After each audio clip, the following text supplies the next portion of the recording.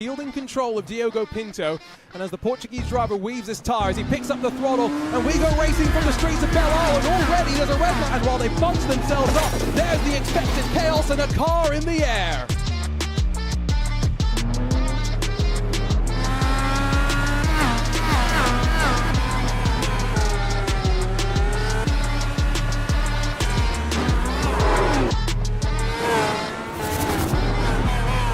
Traffic ahead of him. Oh my goodness, that was a big set.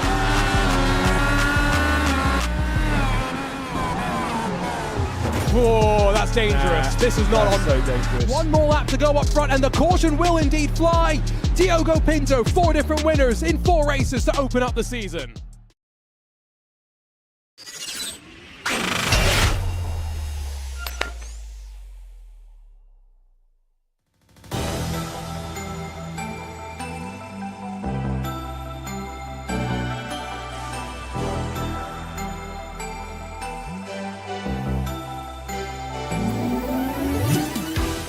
With just 2 rounds left to go, the VCO IndyCar Challenge, powered by Open Wheels, is finally poised and heading to America's National Park of Speed. Can the championship leader Phil Kraus make it all count? We're about to find out. Hi folks, welcome along to RaceSpot TV and to VCO Esports. Our Junior Kanky Party joined alongside once again by Lewis McLeod. And Lewis, we've got plenty of cloud cover, some cool conditions, and that hopefully is going to be plenty of good racing at one of the best tracks in America. Yeah, look, we love a little bit of Road America, even if we do have a couple of questions when it comes to its corner numbers, but that's fine. That's for a later discussion, this broadcast. It's a great one when it comes to racing, great when it comes to strategy. A tough one, though, to keep it on the track all the way around, because there's grass everywhere to greet you. And what a long track it is as well, and so that means a 50-lap race. Not the longest race of the season by any means, because our season finale is a full 300 miles. But Lewis, I think back to, our ISOWC race back here in 2021. Also 50 laps in length. It flew on by, though, because of the speed the drivers carry around this track. Yeah, average speed is very high around here. I think we were talking about distance-wise, we were racing at Belle Isle. That is probably not that far off of almost being in the region, almost double the race distance when it comes to length. But in time, it's much quicker, just because the average speed being so high around here. Lots of long straights, lots of fast corners. And so, let's take a look at qualifying format underway right now. The 42 drivers split up into 3 distinct groups, 14 apiece, and the fastest 11 make it to the race. There's some jeopardy. Got to make sure you're up and in the mix when it counts. And so, take a look at these qualifying groups. We've got some big names joining us, the likes of Alexei Nesov, Nico Wierzbicki for the first time alongside Norbert Leitner, as well as Adam Blocker and Randall Hayward returning as our invited drivers from last week after both qualifying their way into the race and putting on a good show. Yeah, indeed, like I say, good group of names, a lot to focus on there, not just obviously the big story at the top of the championship. We're going to see what's going to happen there if Phil Kraus can maybe pull out that margin, but also about all of the other stories throughout.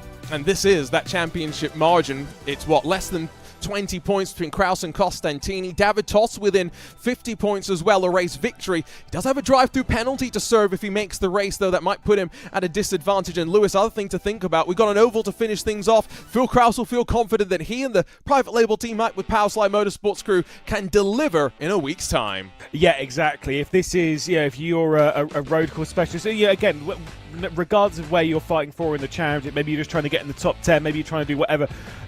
maybe you're just trying to have a good race, this could be the last time that you're kind of aiming for a really solid result, because next week could be a bit more of a gamble for you about focus on a course where it's all in your own hands. See what you can go and grab.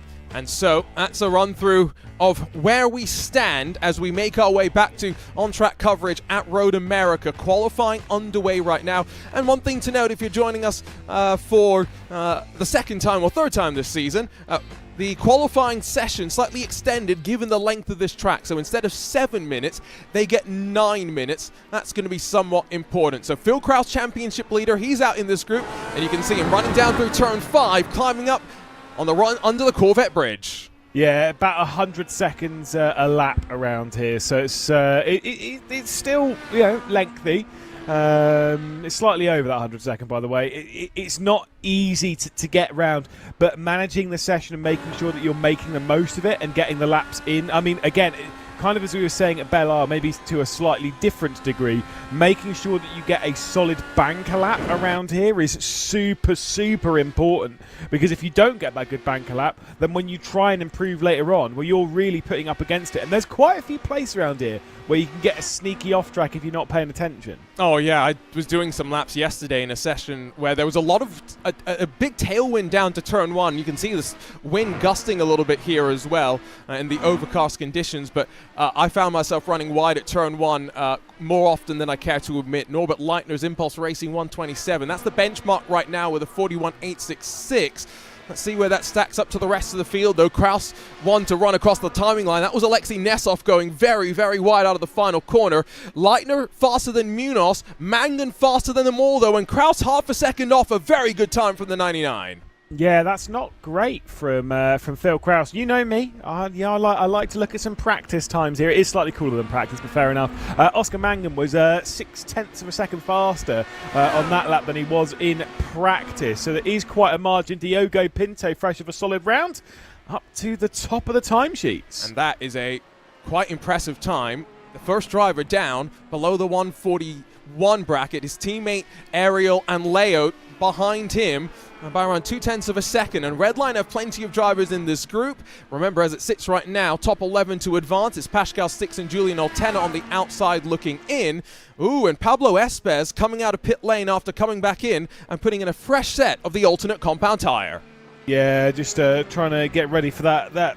Well, obviously what will now definitely be the final stint, but I mean, like I say, that's not ideal, not a great way to start the session for some. But again, it is what it is. Sometimes you got to make do with what you get, and if that isn't setting a solid lap time straight from the off, or as it is for Espes, not setting a lap time straight from the off, well, then you just got to make it stick. Norbert Leitner out to the final corner into pit lane. I think we'll see that from quite a lot of drivers. Yeah, the amount of wear and tear these tires take even on one lap quite significant. And so one thing to note, alternate compound tires actually not likely to be the preferred compound of tire in the race. Expect the drivers to use the harder prime compound of tire a little bit more through the course of our 50 laps. And so now just waiting for the rest of the drivers to rumble their way down onto pit lane. And you did see it's a tricky pit entry as well. Whilst it's not dangerous, so I don't hate it for that reason, I do hate the pit entry round here. You know, it's not got the same level of hatred that I have for some. You know what I'm like with pit entries and exits. It's so tricky to find the right point, because as you come over the crest, there's the line. And in the real world, they have the 2-stage limiter, because, you know, it's a sort of a blind entry to where you need to be on the button. Yeah. So quite interesting, as there we go, driver's already off and away as Red Line's contingent into pit lane. And you will note, by the way, Eduardo Leo's got a livery for today. It's a slightly different color because the spec map didn't quite work, so at least we can tell it apart. Is it a little bit more blue? It is indeed. Yeah, which, to be fair, I've always kind of said I actually quite like the red line with a little bit more blue on it. When it's not quite got that, I understand that when it's more of the black and then it added the pattern on the spec map, it does look quite good. But still, with a little bit of blue on there, I don't know, it just gives a little bit of beef. Pablo Espes then to start his lap. Here we go. He's got the pressure on because I think we've just had the 3 minutes ago marker. You can see the car's off of pit lane. He'll get this lap and that's it. Oh, he's wide at 1, but I think that will just about count. Yeah, indeed. The other thing that you may have to worry about later on in this lap is lap traffic. Now, you said that 3 minutes to go is what they've been told. Do remember that they can complete the lap that they have started once their session comes to a close, in a sense. They can keep going around. Pascal Sticks, the traffic up ahead, has just gone on under the bridge in the corners afterwards. Gotcha. I'm just looking at this track map and actually seeing there's no one really having too much draft assistance outside of maybe Jaden Munoz. So no one really thinking that sticking close together is that important. Downs through the hurry downs, another 90-degree left-hander. But all of these 90-degree corners, they all undulate in their own unique way. Then through the carousel, this is really tricky. Try and keep it as tight as you can in qualifying. Don't want the car to run out too wide. And then the fastest corner on the track and the scariest corner on the track as well. Yeah, my first experience with the kink was a lovely slow-mo shot of about 40 GT3s crashing around there, synced up to some beautiful piano music. Good old iRacing memes. Out wide through Canada corner, dipping two wheels on the gravel on the left. You've got to be careful with that, though, because if you go a little bit too far there, that's where you'll get pinged for an off-track. Out through the final corner, he's got Pascal Sticks at the head, just out a little wide at the final turn, though. So here we go. By the way, Pablo Espez might already have had a violation in qualifying for leaving before the group was allowed to roll out on track. So that's probably going to mean this doesn't really count anyway, as he does a 141, jumps up into 7th. But quite remarkable, Lewis. 4 different drivers left the pit lane before the track was open. So I think that's going to shake up what the results will be at the end of this. Oh, you'll have to give me the list on that at the end of the session, because I'm sure that's going to play its part. Norbert Leitner now into the Fast Kings. Everyone's getting ready for their final lap times across the board, and we'll see what we're going to grab and see how quickly this session's going to change, because those 3 behind the cut line, they could almost certainly move their way up, so no one's safe. Ooh, Andrew Marquez, Wilson Nadeau, both having spins and both done now for the session, as Gustavo Ariel and the Red Line trio make their way down towards turn 3 as Norbert Leitner's back on pit lane. So I think we've got a bit of a stalemate here. I'm not quite sure who's going to advance, but race control's going to be quite busy. Here comes Jaden Munoz, who we know can be quick as he rumbles his way to Canada corner. Yeah, indeed, Munoz pushing himself. I will say Jaden Munoz is safe, because there's only 2 people below the cut line that can improve, and so that lap time is also done for him. It's Alexei Nesov that might not be. If Pascal Sticks or Julian Altena improve, then obviously Nesov's getting dropped behind, but Jaden Munoz might not know it just yet, but he is definitely safe to move through to the race. It's not going to be a great position for him. That is, if he's not one of those drivers that's in trouble. That's true. Not quite sure who the 4 are just yet. Here comes Alexei Nesov, though. Great to see him in the field. Right now on the bubble, 1.13 off of pole. And running by himself, he'll stay on the bubble as well. Pascal sticks to the line, and while he improves in time, he doesn't improve in position. Yeah, so sadly, I don't think there's going to be any major improvements there. I don't know if there's anyone else. Eduardo Leo's coming around. I think the only few behind, Diogo Pinto and Gustavo Ariel, or the trio of red line drivers, are all making their way through the final corner and up the hill. As much as they're all pretty tight, any improvement for them is not too important. Julian Altena behind this, though, could well be one to do something about the top 11. He was saying the car feels good. He wasn't feeling so good. Eduardo Leo to second. Now Julian Altena crosses the line. Another improvement in time, but not in position. And so he will stay down in 14th. As already seeing the second group enter the pit lane as they get ready to go. And so we've eliminated the first handful of drivers. Let's be honest, we're not quite exactly sure what is the result from qualifying Group 1, because race control still got something to say. But Redline showing that they've really figured out this Dallara IR18. A little bit slow in pre-qualifying at the start of the summer. Boy, things have changed at the end of this summer. Pinto, Leo, Ariel, and then Oscar Mangan before your championship leader Phil Krause sits in 5th. Danny Lorenzo, Pablo Espez, Norbert Leitner, Jaden Munoz, Wilson Nadeau, the rest of the top 10, before you get down to Nesov, who is on the bubble provisionally, with Marquez, Pascal Sticks, and Julian Altena at the very back of the field. Be very interesting to see, though, again, how the final grid order ends up shaking up. But here we go. Qualifying Group 2 on deck, and this one's got Michele Costantini in it. And knowing there's 2 points for pole position, knowing that Phil Krause is down in 5th position, there's an opportunity here for him to build some gap up front come the race start. Yeah, a few obviously big names this, seeing how the red line drivers have just done in session 1. You'd kind of expect Sam Coitet to do quite strong in this session as well. Kind of join all that up towards the front, but like you say, Michele Costantini, Pete Berryman out in this one could be a big moment for some of these. But let's be honest, the most important bit again, nailing that first lap, getting yourself into some form of clean air. Right, that's the important bit round here. It's such a tricky circuit to navigate. I know it feels like you need slipstream round here because of the straights. Trust me, you don't. Just get out there and do a clean lap, and I promise you it'll be fast enough to be in the top 11. If you're good enough. No, I agree. Sometimes, though, people just trick themselves into thinking, right, that you really need to play the draft. Some of these drivers have teammates in the group, right, so maybe they'll think, oh, we can work together. But I don't think that's necessarily you want to do either. Track map, though, shows relative lack of gap through this pack right now as they all cycle through the final couple of corners. Long left-hander at Bill Mitchell bends, and then just that final corner before punches the throttle, and they'll get their qualifying sessions underway. This penultimate round of the season, by the way, do have a handful of drivers joining us for the very first time. And in this group, keep an eye out for Lucas Lodato in the Nexus Esports with Bearcat Motorsports number 30 and Olivia Hayward in the Prismatic Motorsports number 72. Both got call-ups on about 24 hours notice. And what happened on one of the last times that happened? Oh, Julian Oltena at Iowa got himself into the top 15. Yeah, not too bad. I will say Pete Berryman, by the way, will be the first one of these, somewhat of a mainstay in the championship. Be the first one on the brakes heavily down into this corner. That, by the way, whilst it looks absolutely ridiculous, and I stand by how ridiculous it looks, perfectly legal. It's just silly. But it's fine. You've got to open up that corner as much as you can. But if you're losing time around Road America, ignore the track, and you'll probably go a little bit quicker. Also, copy and paste that one to Watkins Glen. Oh. So, okay, let's talk about corner numbers very quickly. They're stupid. They are. The argument that people have told me, Lewis, is they're based on marshal positions. Marshal posts, yes. Yeah. Now, what's your response? Come on. Are you telling me that how many corners are there around here? Apparently there's 14. You're telling me there's 14 marshal posts around here? Again, silly point. That is absolutely not the reason that they are that bad. I get, like, if that was the case, I would almost understand where turn 2 is, because, like, fair enough, whatever.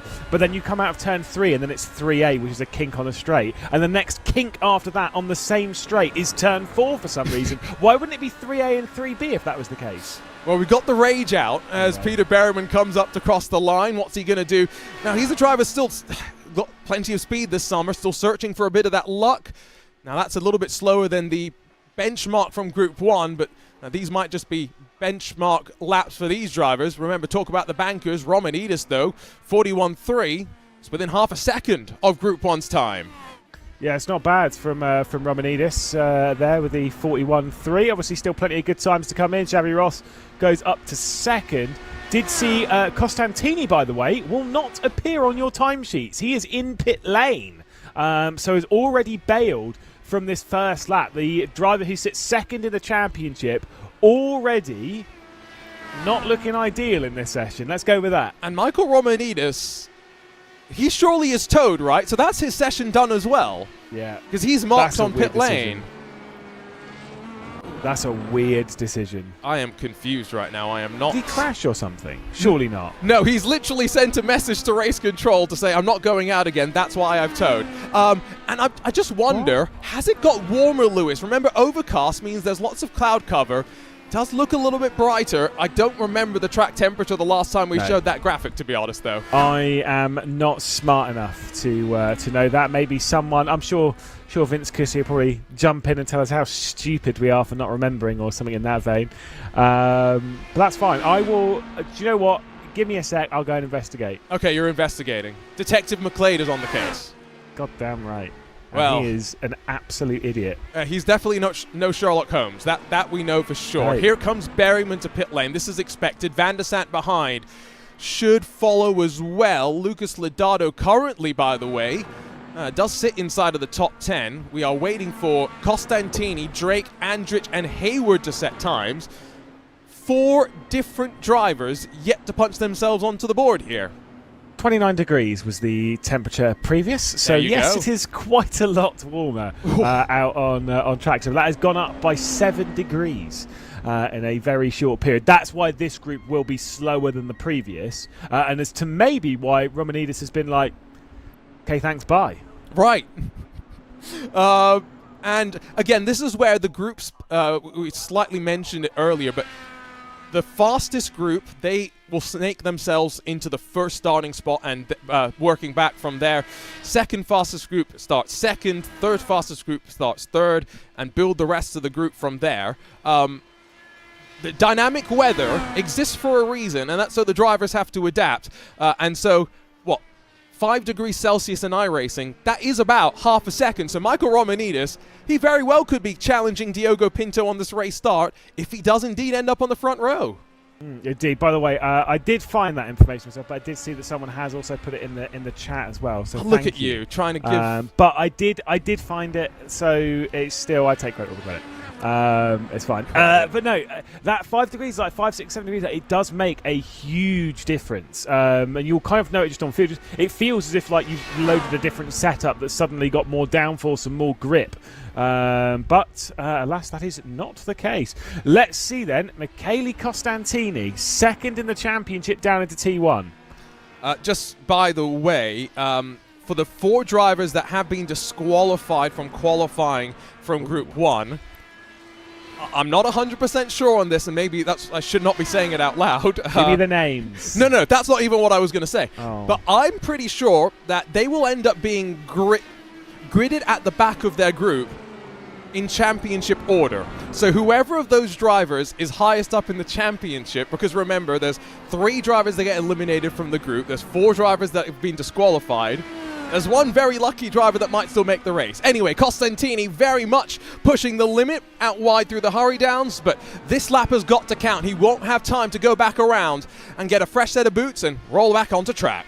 Yeah, so it's got to be picture perfect here from Costantini. Obviously, you know, we've already seen the likes of Phil Krause, his championship rival, out in the previous session, and in that he did finish up behind the likes of Diogo Pinto, Gustavo Ario, Eduardo Leo. So this, not that that really matters too much, but it's just, he could gain a few positions here on Phil Krause if he can move his way up ahead of his teammate Romanidis. Lot of understeer though into Canada corner. The front end did not want to bite at all. Looked like he was driving a touring car into there.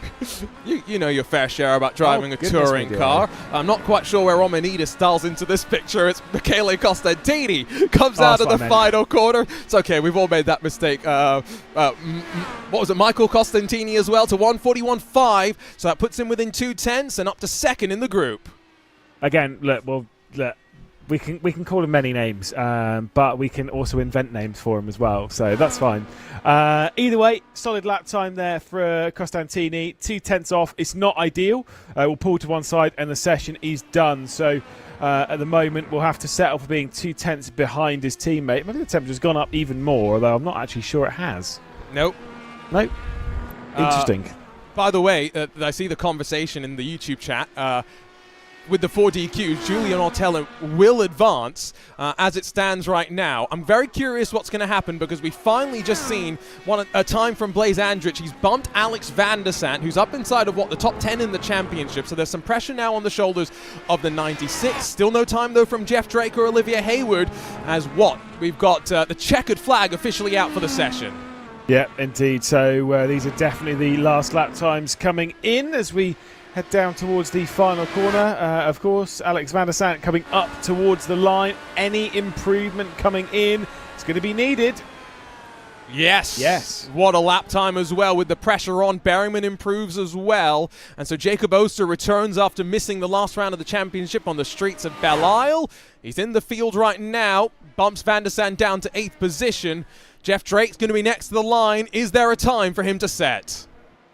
Let's see. Any track limit excursions in this lap time is not done, but I think with the way it jinked over to one side, there is going to be a time, and it is unfortunately 13th in the session, as Ladata now goes up into 9th. Right, so I just see Sam Coytett left to run across the line.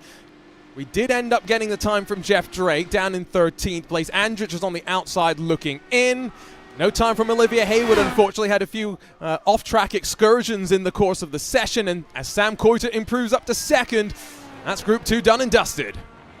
Important lap time there for Sam Coiter. Again, will now be among teammates up towards the top of the race as well. Obviously, we already saw 3 of the Team Redline drivers out in the previous, and Sam Coiter has chucked himself amongst them. They have the chance to completely dominate this race. There's a look at Group 3, already lined up and ready to go, and now released by race control. A quick look, though, at the results from Group 2. Romanides set the lap, then bailed. He knew there was really not much more to find. He'll line up maybe on the front row. We'll find out in a few moments' time. Sam Coiter, Costantini, Javi Ross, and then Peter Berryman, the rest of the top 5, with Blocker, Oster, Van der Sant, Ladado, and Cam Dancel making the show. Christian Steele just squeaks his way on in, but Blaze Andrich, alongside Jeff Drake and Olivia Hayward, unfortunately do not make the field. Right, as mentioned, now one final group left to go, and this has got a couple of drivers that do have a penalty lying over their head, assuming they make the race. Post-race penalties for David Toth and for Ryan Barneveld mean they have a drive-through to serve in the next race they qualify for. Whether that's here or Auto Club, I get the feeling in both their cases they're thinking it's going to be here, and Lewis, therefore, already back of their mind, they're thinking strategy and safety cars coming in to help them out. Yeah, it's why for someone like, for example, David Toth, right, who's obviously up there in the championship. Yes, it's third in the championship, probably arguably out of championship contention, but you never really know. I would say this is more about just making sure you're in the top 11 and not actually worrying about the position that you're in. Because I'm not going to lie, if I know I've already got a drive-through, I would almost rather be at the back of the pack so I can just get that done and get away from everyone rather than forcing my way into the front and then, because I just feel that's kind of going to put yourself on the back foot, and everyone's going to be fighting you much harder because they know you've got a drive-through. Get it out of the way as early as you can. They will have to do it within the opening 3 laps of the race, assuming they make the field. And again, in the case of David Toth up there in the championship, definitely something that he will likely to be expecting. Remember, 2 points on deck as well for pole position. So neither Costantini or Kraus getting that bonus 2 points. Diogo Pinto made it 4 winners in 4 races last time out. His time in Group 1 still stands at the very top as David Toth first across the line in Group 3. And off and away we go once again. Quick look at the conditions, still relatively warm, 36 degrees Celsius, the track temperature. Yeah, we're not going to be challenging the time of what we had in the first group where, of course, it was Diogo Pinto who crossed with a 40.8. We're not going to get into the 40s. Surely it's too warm to break into those 1 minute 40s once again. So we're looking for something in the region of like a 1 minute 41.3, 1 minute 41.4. That's way too deep from David Toll. I don't know if this lap will still count. Well, if it doesn't, we'll see him bail down to pit lane immediately. He's got Brandon Roseborough behind him. And you look at that track map. Yes, plenty of cars clustered down in pit lane. Who was that who went off? Was that Roseborough? Brandon Rosenborough? Yeah, it was. Hurry downs, catching one driver out.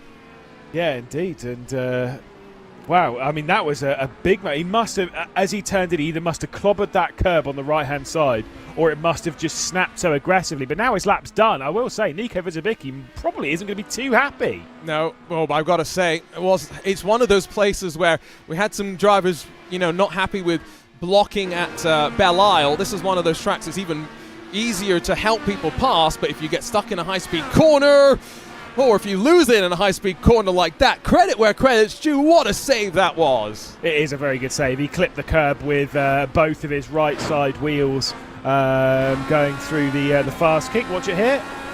Yeah, just way too much. As soon as the rear right hits it, it's just going to let go. It's just because the right-hand side has hit it. Let's see then who's going to bail into pit lane. I will say Matt Taylor certainly did. David Toth's lap time does still count at 41.4. That is pretty healthy. That's very healthy as well. It's within a tenth or so of Romanides, but still a little bit slower. I can hear the rumble down on pit lane, so I'm pretty sure there are a handful of cars. Christian Hilgard seems to be included amongst them. Roseborough, of course, as well. Riley Thompson, and like you mentioned, Matt Taylor. So 9 times set. Hilgard, Roseborough, Taylor, Thompson, and Brendan Lichtenberg, hometown driver, across the line and into 9th. Yeah, indeed. So obviously all those 10 drivers that have set lap times will be into pit lane at the end of this lap, as they'll stick on some fresh tyres and then get themselves out for the final laps of this qualifying session to see if anyone can move their way around in this session. But at the moment, David Toth at the top of it really is that's the driver we were expecting to be at the top. There was no doubt that he was going to make it into this race realistically in our minds, but honestly, that is a very good banker lap time. And one where, I'll be honest, if I'm him, I don't know if I really want to improve too much more. Yeah. Because trying to serve a penalty in the early stages, I think, when you're up front and maybe you'll get forced out wide, it's a dangerous place to be. Definitely not somewhere that I would feel comfortable. By the way, Nico Wierzbicki joins us as one of the reserve drivers today. Plenty of experience outside of iRacing, has been building in iRacing as well. But, Lewis, I'll be honest, I think this is the first time I've commentated on him outside of an iRacing special event. I'm trying to wonder if we have before. I wondered if you had done on some other platforms with him. Probably. This is the thing, is that it's all mashed potato in my brain at the moment. I'm not gonna lie. You are a little under the weather. I have a slight infection which is affecting brain power. Normally, I just think that's an IQ issue, but I actually have an excuse. Yes. But I don't know. I mean, would you not have done ERL? I don't think so. Maybe my brain there was so many drivers in ERL and ERWC though that it's just honestly it could be anything. That's where I have commentated on Pete Berryman on Assetto Corsa Competizione. I'm like, oh right, oh yeah, okay, fair enough. Valid point, actually. Yeah, no, the number of Johan Harth did not very much enjoy some of his ERL experience. No. But for the most part, we have fond memories of ERWC, ERL, including the Tauscher, which a lot of people watching this broadcast will have absolutely no idea what I've just mentioned there, but you and I, Lewis. Yes, the legendary I'm going to win this race at Bathurst, so I'm going to turn traction control off. He was trying to show off. He still maintains it was a mistake. It wasn't. He tried to power slide out of the final turn at Bathurst and absolutely biffed it and cost him a victory in that race, and his team almost were cost victory in that, which would have cost him quite a bit of money as well. I'm pretty sure. Go and watch ERWC Day 1. Oh yes, you've even gone and figured out. Pretty sure we're going to get a penalty, by the way, here. Oh, take a look at this. On board with Hilgard, flying lap started into turn 1. No. That's poor. And that's really poor. You want to know the worst part? That's his teammate. Oh no. That's Randall Hayward. Okay, we should be fair. Randall's relatively unfamiliar with iRacing, He's regularly on Gran Turismo, so maybe he's not as used to knowing and judging those gaps coming out of pit lane in these open qualifying sessions. Yeah, I mean, I would suspect, though, at this kind of level, I mean, you're aware as to what the black box is, and how a relative works and stuff like that. So that is a costly error for him and his teammate. That is a slam dunk penalty. That's... again, it's an easy mistake to make, and I'm sure he feels terrible for it, but that is poor. I'm wondering if Riley Thompson's going to sit here and tell us as well that he's had to pass basically the entire field with the exception of Rosberg and Taylor. He had to pass Hilgard as well out of turn 1 after Hilgard made his way around his Satellite Racing teammate Randall Hayward in that silver of the Satellite Racing cars. That was not the most comfortable, though, entry into the final corner for the Total Downforce Racing number 56. And so as Thompson runs back up to the line, didn't make the field in his only other appearance in the season. It's a 44.293. Put him at the very back right now. Yeah, won't make it on that. I will say, if you are going to complain about coming across all the traffic, then you've got one of two options. Either number one, make sure your first lap counts so then you don't go on to your actual time lap whilst everyone's on out laps. Or, if that has happened, you wait until everyone else goes on their out laps and just go out with all of them as well. Right. At which point you're in sync with everyone. Because you're only going to get one timed lap anyway. So you might as well do it when you're in sync with everyone else. Just seen Josh Chin, by the way, has gone a bit deep, going down at T5. It's fine, but it was deeper than Toth went. I think his lap time will be okay. Certainly lost some time around the car, though. And with the checkered flag out for the session, that's a worry for him because he is on the cut line. Remember, Van der Sant and Chin were up in the top 5 in points going into Belle, got tangled up on lap 1, did not go any further. And that is session done and dusted for Josh Chin. No ifs or buts about it. So now the pressure's on Hilgard and Roseborough. If they set a lap time, if it's good enough to get to the top 11, goodbye Josh Chin, maybe goodbye Brendan Lichtenberg. Yeah, could be some big names and big heavy hitters already disappearing at this the very start of this race, but again, all those other drivers, they've got to nail their lap times, and that's not even including those that just want to improve their general position. Here's one that could do so. Blake Reynolds. See, I can't speak, it's fine. Up towards the line. And in that Nitro Circus sim racing machine, jumps in front of Worsbicky. Here comes Nunez in the fiercely forward car as Matt Taylor, Josh Chin bail off down to pit lane. He improves up into third, leapfrogs Kevin Burrell, who traditionally does run relatively well here in the Indy Alliance racing car. Riley Thompson's feeding some draft to Ryan Barneveld as they cross the line. Thompson will not improve. Ryan Barneveld, though, remember, one of the other drivers that does have a drive-through penalty, improves in time, stays in second in group. Yeah, getting very close there. Vizabicki then up to third position, so making amends for the earlier run up towards the top or to the top grouping of the session. Randall Haywood up to 6th, Hilgard then into 5th, and Roseborough into 9th. And so both Lichtenberg and Chin bumped, unless can Brendan Lichtenberg make it count? No. Oh, he got the call up his parents at his parents' house about 15 miles from the track, but on late notice, unfortunately, won't make the field. We will see him though next week, returning at Auto Club, and maybe a bit more of pastures familiar for him. But qualifying done and dusted, Lewis. Still waiting to figure out exactly what the final rundown will be, especially from the first group with the 4 DQs that we had. But it is David Toth, Ryan Barneveld quickest here. Worsbicky, Nunez, Hilgard, Haywood, Burrell, Carasala, Roseborough and Reynolds, alongside of Taylor to advance, with Lichtenberg, Chin and Thompson missing out. Not expecting anything from Haywood and Hilgard, especially now with both cars having made it.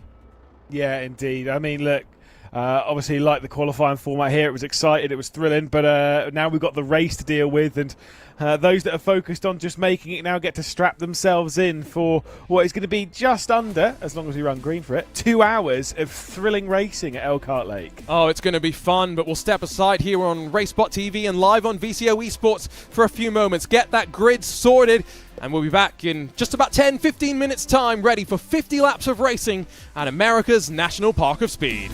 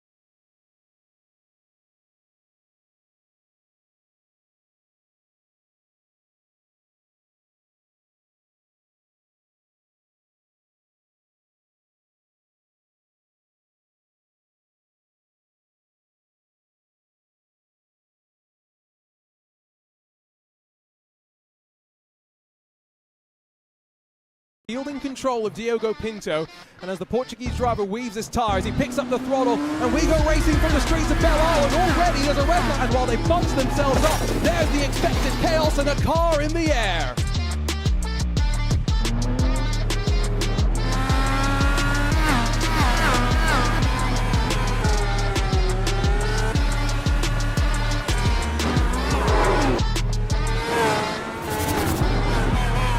Traffic ahead of him. Oh my goodness, that was a big set.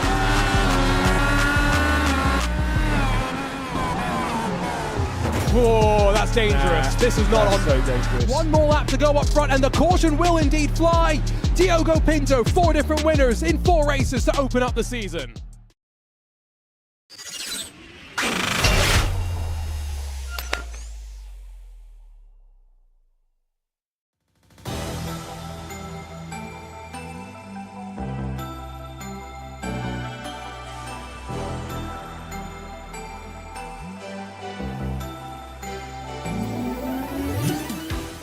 Ready to rumble for the final road course race of the season, and live from America's National Park of Speed, welcome back to the VCO IndyCar Challenge powered by Open Wheels. 4 races down, 2 to go, and with the high-speed thriller at Auto Club to come, expecting high stakes here as we get ready to go for 50 laps of racing. Our junior Kanky party alongside of Lewis McLeod.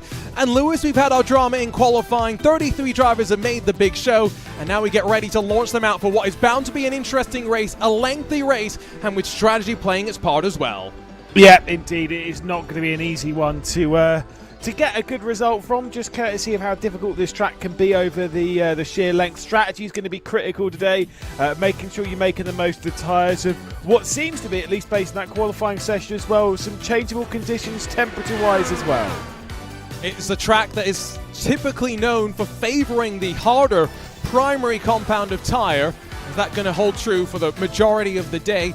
Maybe only going to see one stint on that softer compound of tyre. We are moments away from the drivers getting their marching instructions to head down to the starting grid. They'll get a full formation lap as well. Plenty of time to build some temperature into their tyres. Just a reminder, if you're joining us for the very first time tonight, qualifying is done and dusted. This was how the points shaped up coming into the night. Diogo Pinto's got 2 more points after grabbing pole position, so he now sits 66 points, so still way behind the championship leader, but it's Kraus versus Costantini up front. Yeah, indeed. That's the big title fight that we're talking about. I think once we see the starting grid, I think it should be Costantini comfortably ahead of Phil Kraus on the grid. But again, getting through the race is critical. I mean, look at Phil Kraus, particularly back at the previous round at Belle, did not qualify particularly well, and yet still was able to work his way through to a solid position in the race and outscored Costantini, especially after some drama. And drama, well, that we've had here in the past. Let's not forget when you and I have commentated on racing at Road America. When we came here with the ISOWC in 2021, it was to crown a champion in Valtteri Alander. Don't think we're going to get that situation here today. It's going to go down to the wire. We've got plenty left in store. Let's run you down, though, to that starting grid with qualifying in the books and the drivers now locked up for what is bound to be an electric 50 laps of racing action. It's Redline and Coanda on the front row. It's Pinto and Romanides that will lead us to the green, with David Toth having to serve a drive-through penalty in the early stages.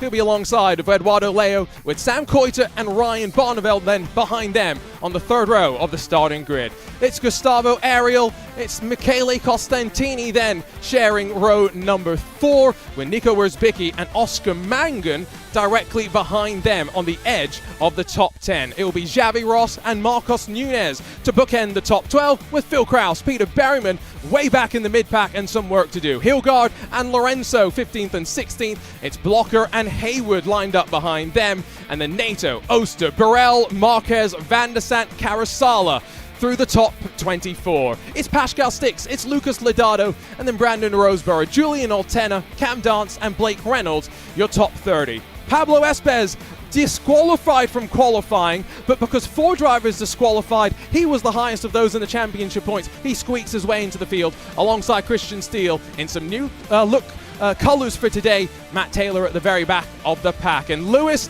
we are ready to rumble. Always exciting when we see these drivers lined up and ready to go. What are your expectations having seen that starting grid? I think we're going to get we're going to get some decent drama. I'm very curious to see how Phil Krause and the lights can work their way through. I'm very excited to see that one, but we'll have to wait and see. I think the idea is avoid drama at turn 1, which is so easy to have happen. We saw it, of course, in ISOWC, along with any time you've basically seen IndyCars race around here. Turn 1 is a proper pinch point on the exit, as those that have run wide and out onto the curb and the slight runoff of tarmac outside of it, as they all come back onto the road, that's where carnage can happen. Here's a look at the wall of faces. Always great to get a look behind the scenes, the different setups that we've got on offer as well. You know, you look down the bottom, Diogo Pinto, pole position winner in that room with all the accompaniments behind. A lot of other people have mixed things up. Alexander Van der Sant's taken off the blurry background for us. He wants us to be able to see what's behind him today. Makes me uncomfortable. Blur it again. I will say, obviously, we spoke a little bit about in Group 1. There was 4 drivers that got. I almost thought it was a Manchester City t-shirt then. My goodness, it's fine. Someone was about to really receive the wrath. No, we said there was 4 drivers that got DQ'd from Group 1. Remind us as to who the 4 were. Obviously, Pablo Espes is the highest placed of them. Yeah, so Pablo Espes, Jaden Munoz, Norbert Leitner and Alexei Nesov all went out onto track before the session was actually underway for them. So their qualifying times did not count. And again, groups then at the back of their respective session, by the championship standings, Pablo Espes just about makes it into the field.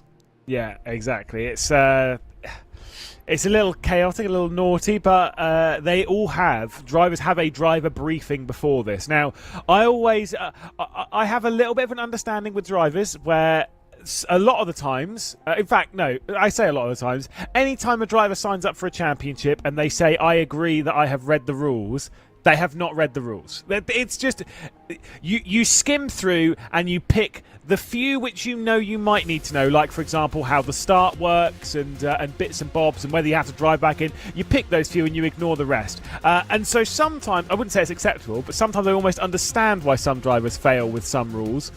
However, there is a driver briefing before the race, not the day before, not a week before, moments before they go into qualifying, where they are told important instructions like when they can and cannot go out in qualifying. So I think it's unacceptable that 4 drivers didn't listen. Poor Jaden Munoz, poor guy. He's had qualifying issues, I think, basically at every round of the season for the most part. Sometimes it just be like that. There's a look, by the way. Top 10 as it starts right now. You've got all 4 of the red line teammates. You've got both of the Commando drivers that are here today. Michael Johnny's missing today's race. Hoping to see him back in action, though, for our season finale at Auto Club. Whereas Bicky, David Toth, both Drago cars inside the top 10. Should be interesting how the setups run over the longer distance. Remember, Toth and Barneveld to serve the drive-through penalties in the early stage, alongside Sam Carasala for blocking in qualifying. So a handful of drivers with things that are lurking over them from that qualifying session. There's a look at the points as they qualified, Lewis. It would go down to the wire. 10 points between Krause and Costantini. Yeah, but Krause has got a lot more positions to make up, and he showed that he could do this back at Belle, where he worked his way through to outscore Costantini, despite it not looking like that was going to be the case through the majority of the day. I still think Krause, I think this is a good day for Costantini. I think he is going to outscore Krause. I just don't think it's going to be by that much. I think that gap is going to come down ever so slightly. The music that was just on, I mean, that's pretty apt, because this really is a battlefield.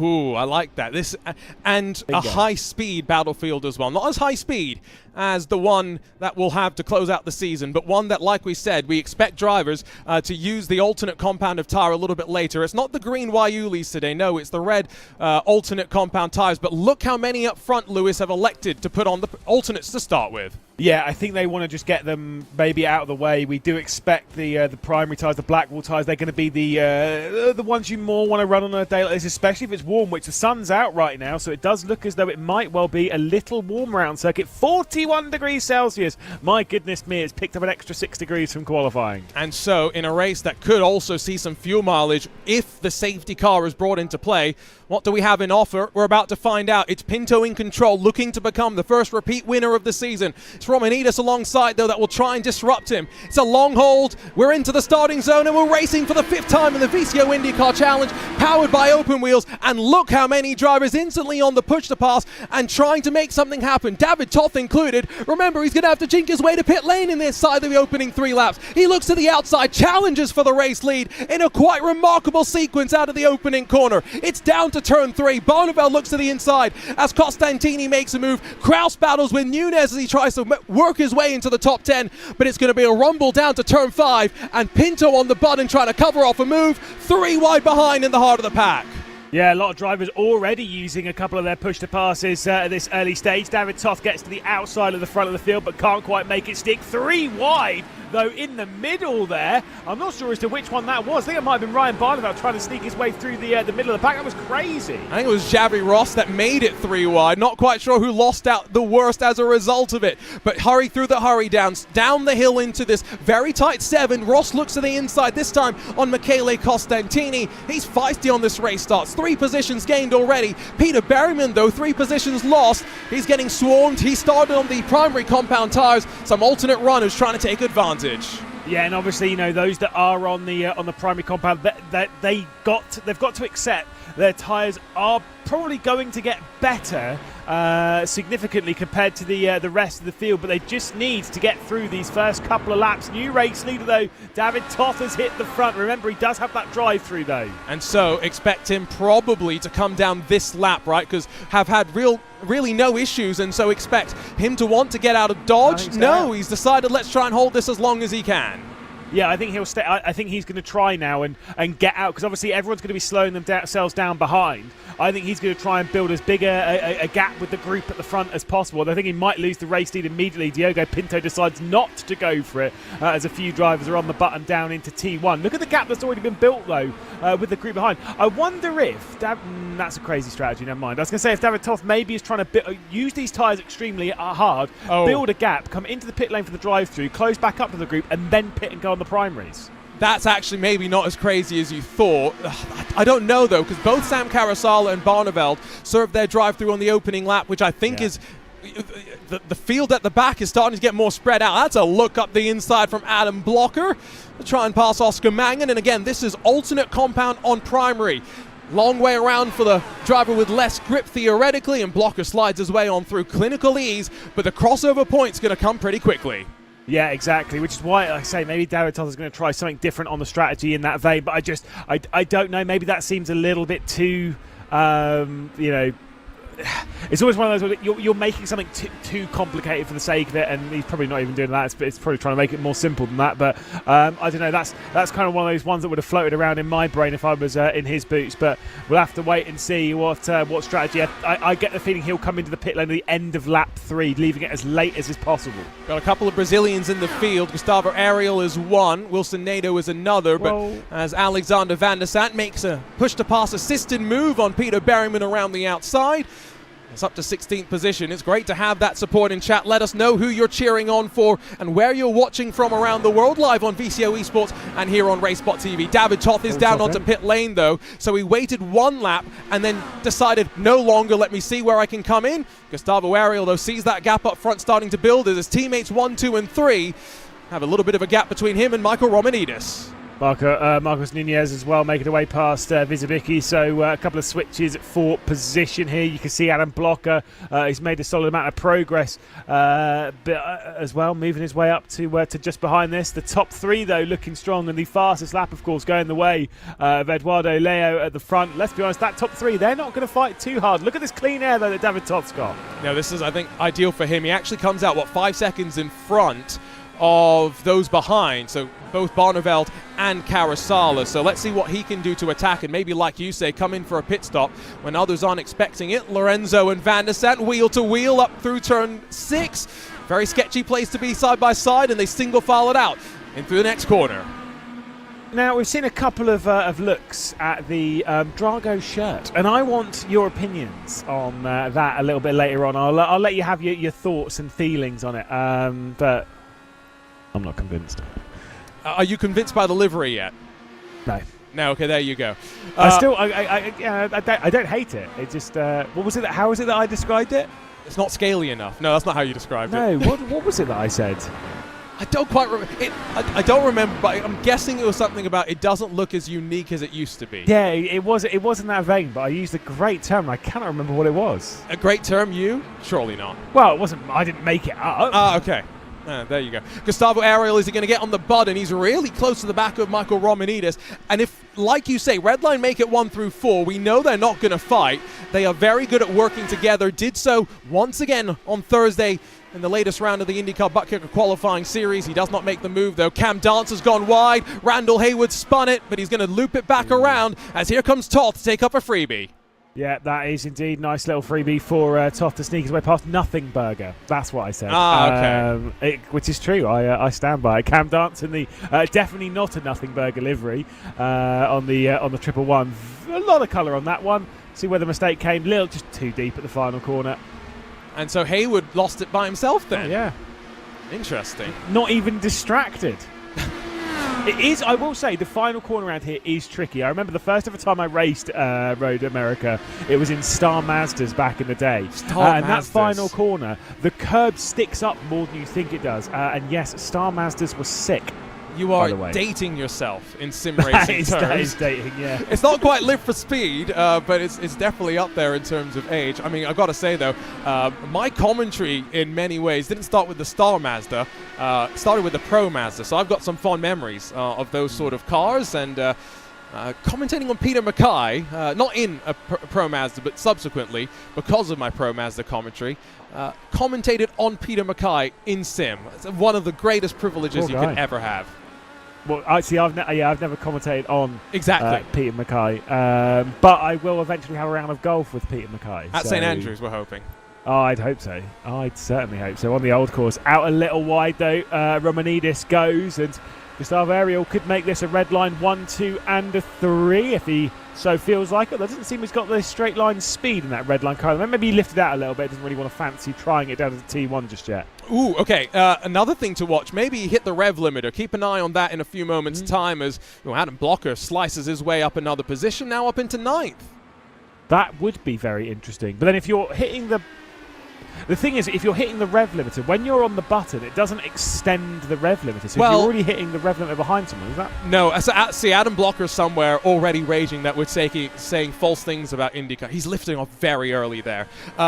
Technically, it does give you about 300 RPM more, Adam Blocker somewhere would tell you, or something like that. But I know what you're saying. If you're already hitting the rev limiter in draft, push to pass, it's not necessarily going to be a fun ride. These drivers, though, are all within 2 seconds and are being closed on by Costantini, by Xavi Ross, not with consistent regard. Still Pinto, the fastest driver out on track consistently, but here and there, small hiccups do allow those catch-ups to happen.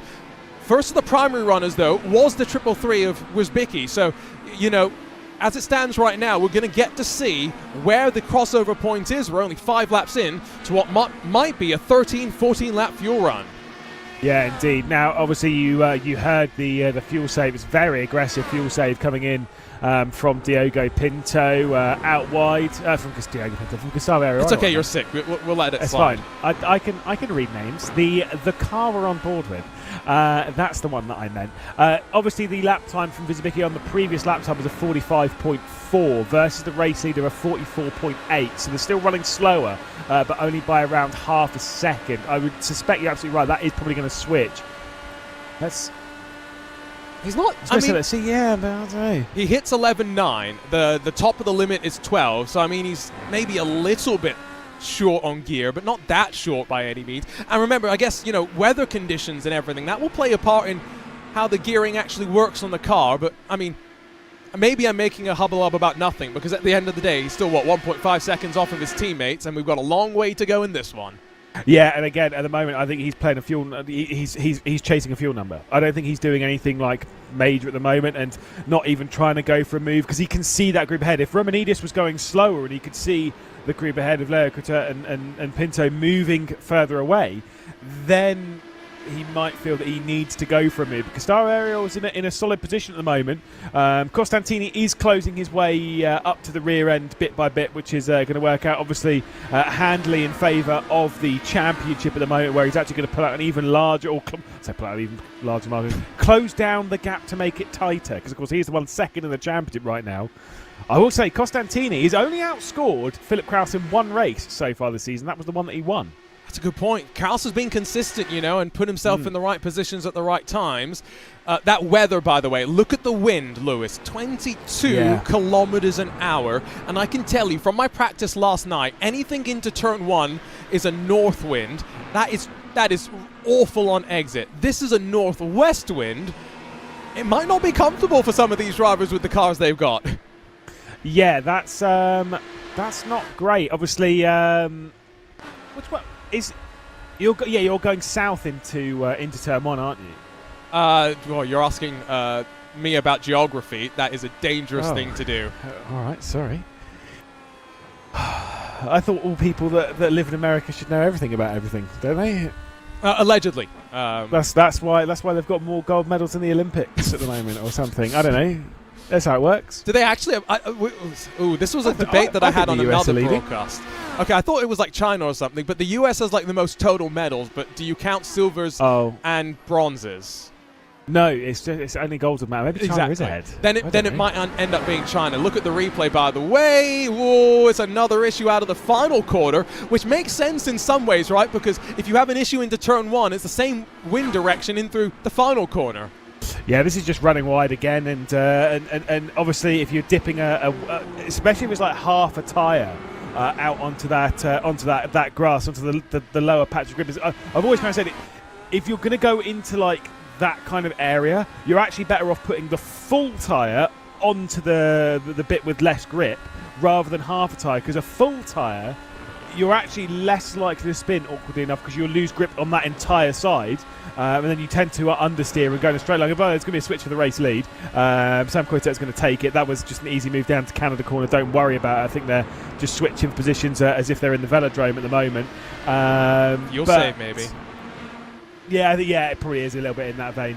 Obviously, they'll have the strategy coming in from Andre Kunchman and the likes. But yeah, you're better off committing and going out a little bit wider, losing the grip in the entirety of one side, rather than having that half tyre, because that's where you get the spin. And that, I don't know if there was contact, but we might be 3 wide up to the line, because as Oscar Mangan gets on the button, and now 4 different drivers all taking advantage of some push to pass. Blocker slow on the alternate compound tyre, and those behind really getting stacked up now. We've reached the crossover point. Mangan makes the move, lunges up the inside. Yeah, it's going to get a little bit dicey though, as Vizimicki's going to get hung out to dry. A little bit of T1. We work down now to the next corner, which of course is turn 3 for some reason.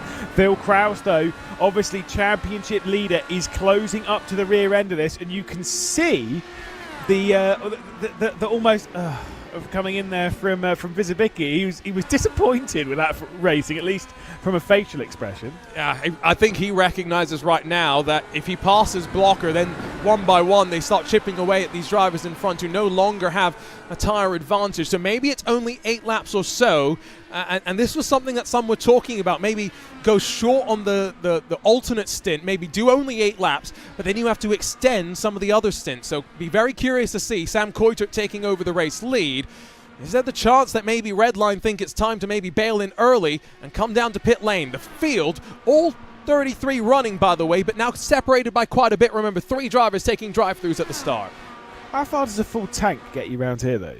I think it could take you as long as, let me do the back of the napkin math from what I was doing yesterday. 14 laps pretty easily, I would say. Okay, so yeah, you're better off though switching, putting this race into pretty decent quarters and going from there. But obviously, if you can go further than that, then you can kind of take that out of one of the stints, i.e. the one where you're on the less good tyre, and try and work that into a strategy. But obviously, we've seen some fuel saves coming in from Gustavo Ariel. I mean, it's an interesting race. It's almost where like the fuel tank, I'd rather it would be a lap or so bigger, just to kind of add in that extra potential of maybe even doing it on or shaving that extra pit stop off. I just don't think that you can fuel save enough to save 2-3 laps around here, because that's really tough. Right. The real-world race distance is, I think it's 55 laps on average. I think we're 50 laps, so we're not far off that. This is a grueling race for these drivers, to say the least, and some of the chats I've had with some of the members of the paddock heading into this one alluded to that as well. But you mentioned then on pit wall, having the support through a long race like this to really get you through it. Remember Peter Berryman, I mentioned, lost 3 positions on the race start. Well, now he's back up to where he qualified, 14th position. Andre Kunchman for Team Redline. His counterpart will be Mark Tranter here today. And right now, Great some golfer. Work to do. Is he really? Again, we had this discussion last week. I got no idea. Oh, that's right. I will play with Mark one day, though. It's fine. And Pete, because Pete does like a good driving range. Now what's... okay. Apparently. But what's Pete's handicap? I actually don't know. Do we know Mark's handicap? No. Okay, Mark, if you're in chat... Fair, I think Mark might have told me what he plays around the course, but I don't remember. So I don't want to chuck him in it and be like, oh no, he plays around like the high 90s, and he's actually like, no, I'm like low 80s. So I don't know. Fair enough. Fine. Let's see. Comparison as There we Pascal sticks, by the way, passes Kevin Burrell. We got to take her on to pit lane. That is Sam Coiter, who's pushing, and followed in by Eduardo Leo. But finally, Gustavo Ariel, Diogo Pinto, they released the shackles on the push to pass, and now can the Brazilian slide up the inside? Answer is no. That Coanda car does have enough top end grunt.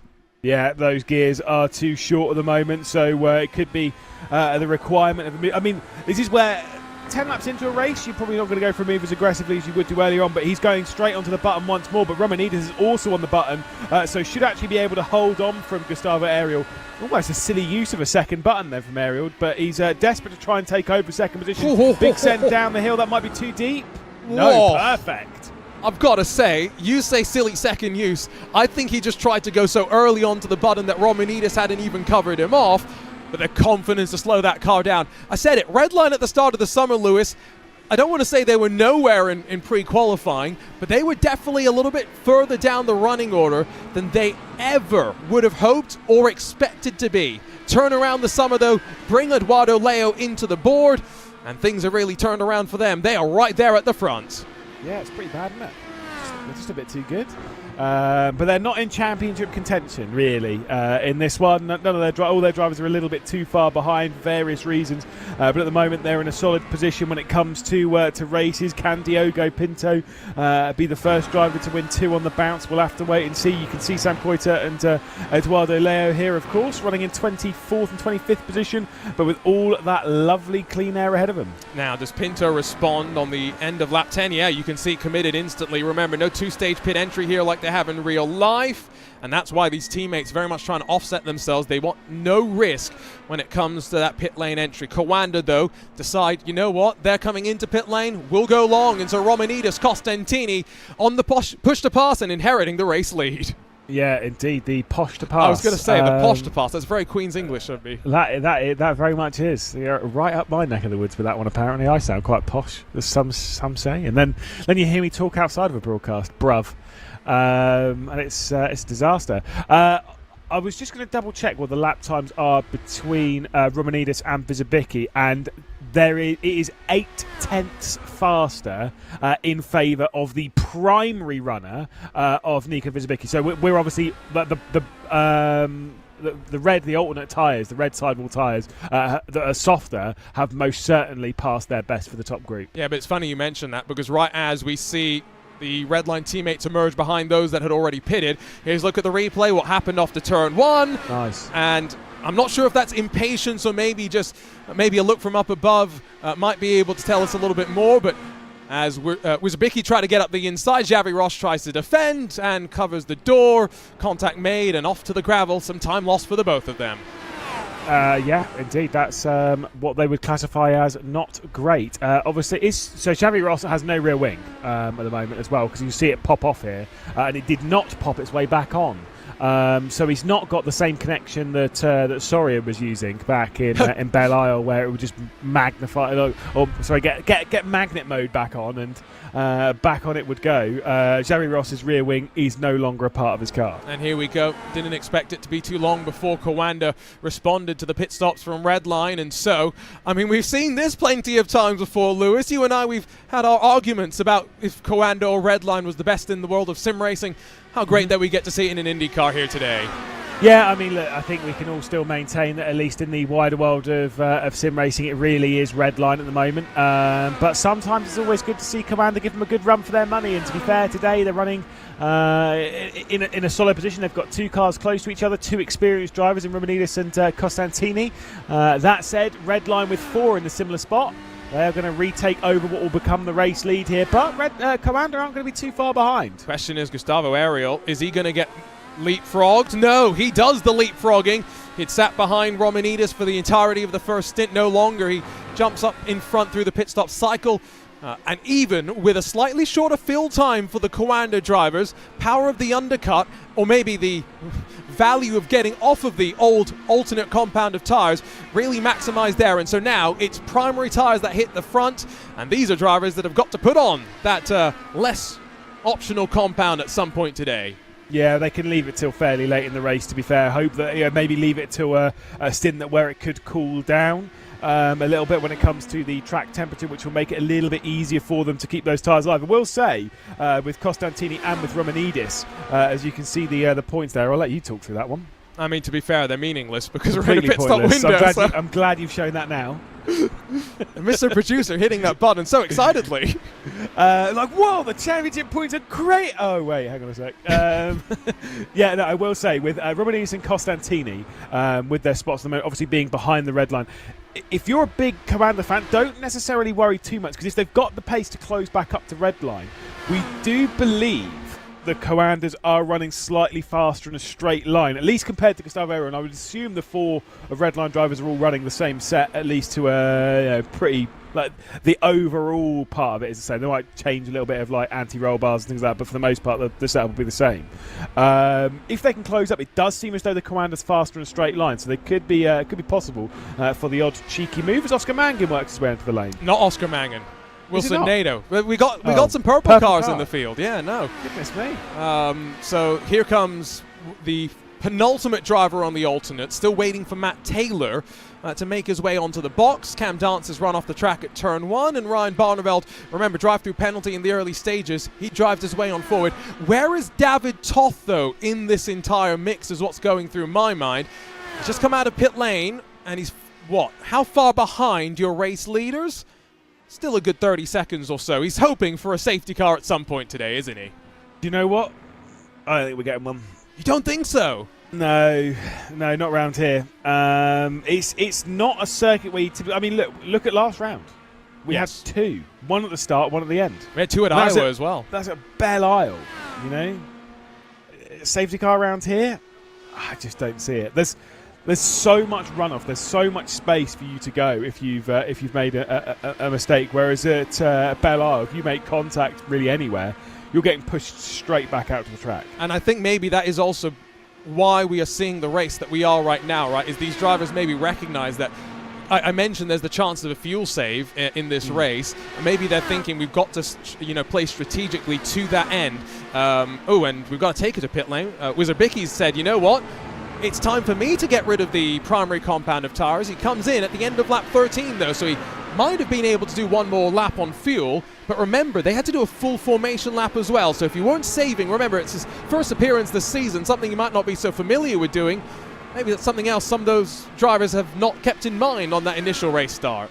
Might also be wanting an undercut here. Just split the race into 4 even quarters and then just go on the attack. Nice angle in the box. Thankfully, the crew don't have to worry too much about that, but that's a strong angle. As you can see, obviously, a few others are in the pit lane behind. Those 4 red line cars will be running first, second, third, and fourth by the time everyone else comes into the pit lane. But like I say, Coanda's not too far behind. Michele Costantini Daring a little bit. I think it's what 2 seconds back is Costantini from the rear end. I am going to give a counterpoint to what you're saying, by the way, on the undercut here, because Wizabicki comes out on the primary compound of tyre, which I don't think that's what you want to do. Look at how Oscar Mangan, whose fastest lap this race technically is a 1:44.9. Last lap didn't count because he had an off track, but he's going faster on low fuel and tyres that still have enough grip. But here comes Kraus. Oh, championship leader around the outside at Canada corner. Oh, you've got to be a bit smarter, I think, if you're Kraus. That's just cost him some time. And here comes Christian Hillgaard, who's trying to get a good result after Belle didn't go all his own way. Yeah, indeed. Let's see. Actually, fair. I get what you mean. It's more the overcut that works around here rather than the undercut, because obviously you go on to heavy fuel. Speaking of overcut, Phil Kraus is going for a little bit of that as he stays out. So almost even more pointless for him to have tried that one on Oscar Mangan.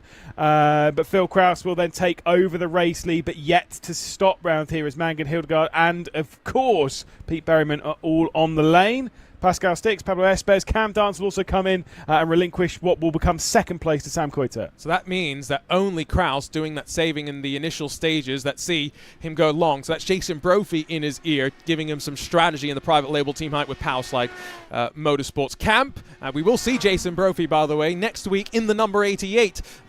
Yellow, Grello. We're going to have a debate on what color that car is next week, that's for sure, from Auto Club. You know I love a debate about color. That is true. It was indeed brown. It was orange. No, it wasn't. It was orange. No, I met Stephen English. He told me it was orange. Yeah, but they changed the colour, did they not? Just because you're colorblind. No, because it was wrong. We're talking about the Williams debacle at the Daytona 24-hour. Oh, my goodness. Not a caution, that's for sure, but Xavi Ross goes for a ride through the final corner, spins it around, and there comes Lucas Lodato. Might not get the freebie, but is a battle on at the back of the pack. Yeah, he's going to get I mean, look, that's going to be straight a pass as we head down towards turn one. Again, just a little, I would say a little bit wide at the final corner. That was very, very, very, very, very wide. Was it? At the final corner. So some of my lines around here might pick that track position straight back up again, though. Yeah, I think Lucas Lodato, again, one of those drivers here on short notice. He makes his way into the field as well, so credit where credit's due. He's going to get 5 points no matter where he finishes, as long as he gets to the end and doesn't incur any race control intervention. But I think he'll pull to the side, let Xavi Ross slide his way on forward, and try to get to the end of the race without getting involved in too much shenanigans. Oh, yeah. Oh. Is that the Lewis McLeod line? Yeah, no, most certainly. I have done that in a seat. Look, just a little bit too hot into the final corner.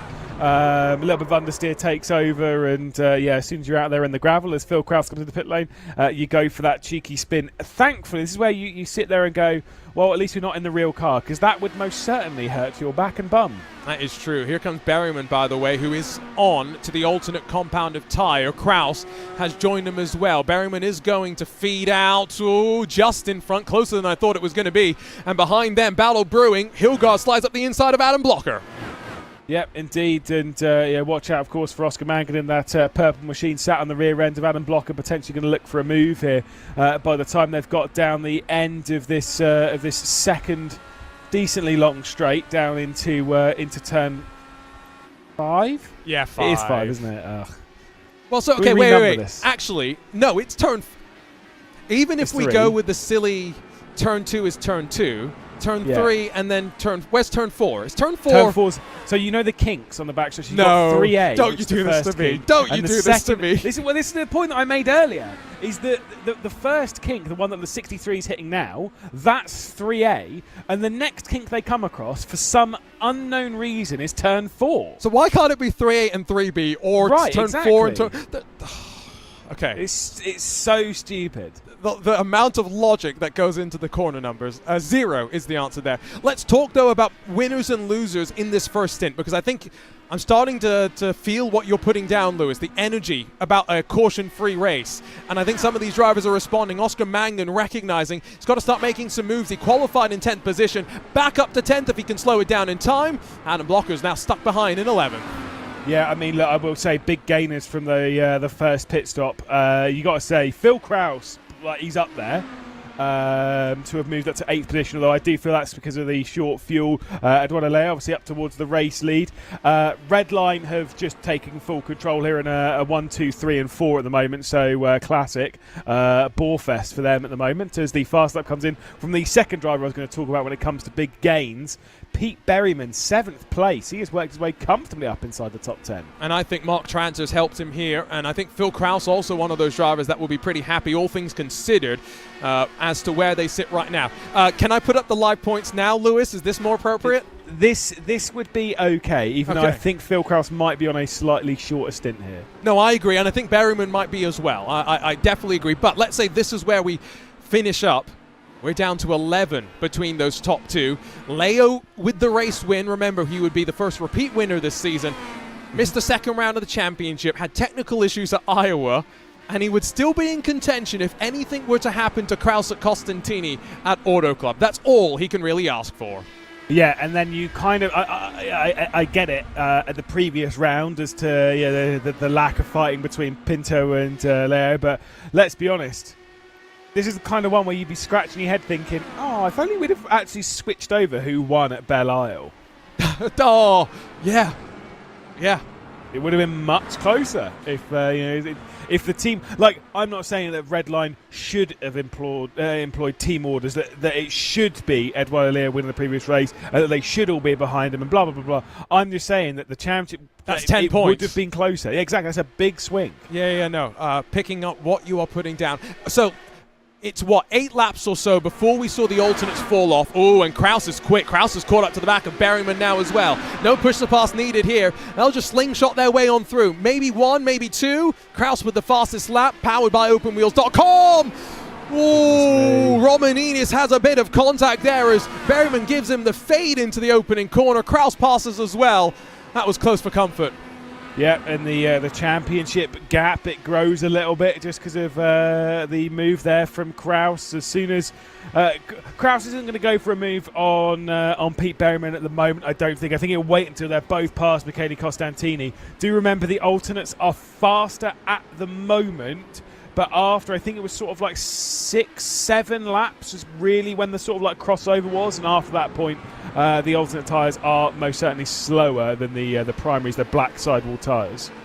It's been nice having Adam Blocker join us for a couple of rounds in the NTT IndyCar Series summer break. He gets passed by Nico Rosbicki for 12th position now, seemingly struggling a bit more on the primary compound of tyre in the second stint of the race.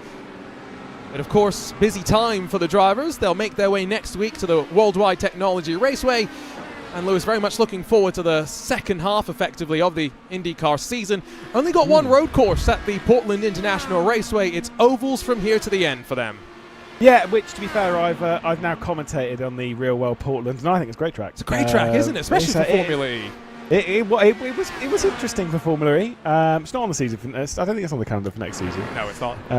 Which is a big shame, but that's fine. That is a big old moment from Vizabicki as he keeps it on the road a little bit through Canada Corner. Here comes a move from Phil Krause, though. By the way, got some drivers watching from some interesting places. Brandon Traino's driving up to Richmond. Rob Malechka's missing the final 2 rounds of the championship. He's watching from Rascasse in Monaco. What a place to watch as his teammate Phil Krause passed Berryman. Not much fighting. They now got to do some work to pass Costantini, and then 4 more laps at most before their tyres start to fall off, and we expect them down to pit lane. Gianmarco Fiducci, by the way, has come into the YouTube chat just to say it was brown, by the way. That's fine. I won't tell you some of the stuff that he DMs me on Instagram with, but that's fine. We'll keep that between he and I. Okay, is the meet-up in room 511 this winter summer? No, unfortunately not. I don't think Gianmarco's there, but that's fine. The idea when I was in that hotel in Zandvoort and I was in room 511, instantly he was the first person I sent a message to. He absolutely loves it.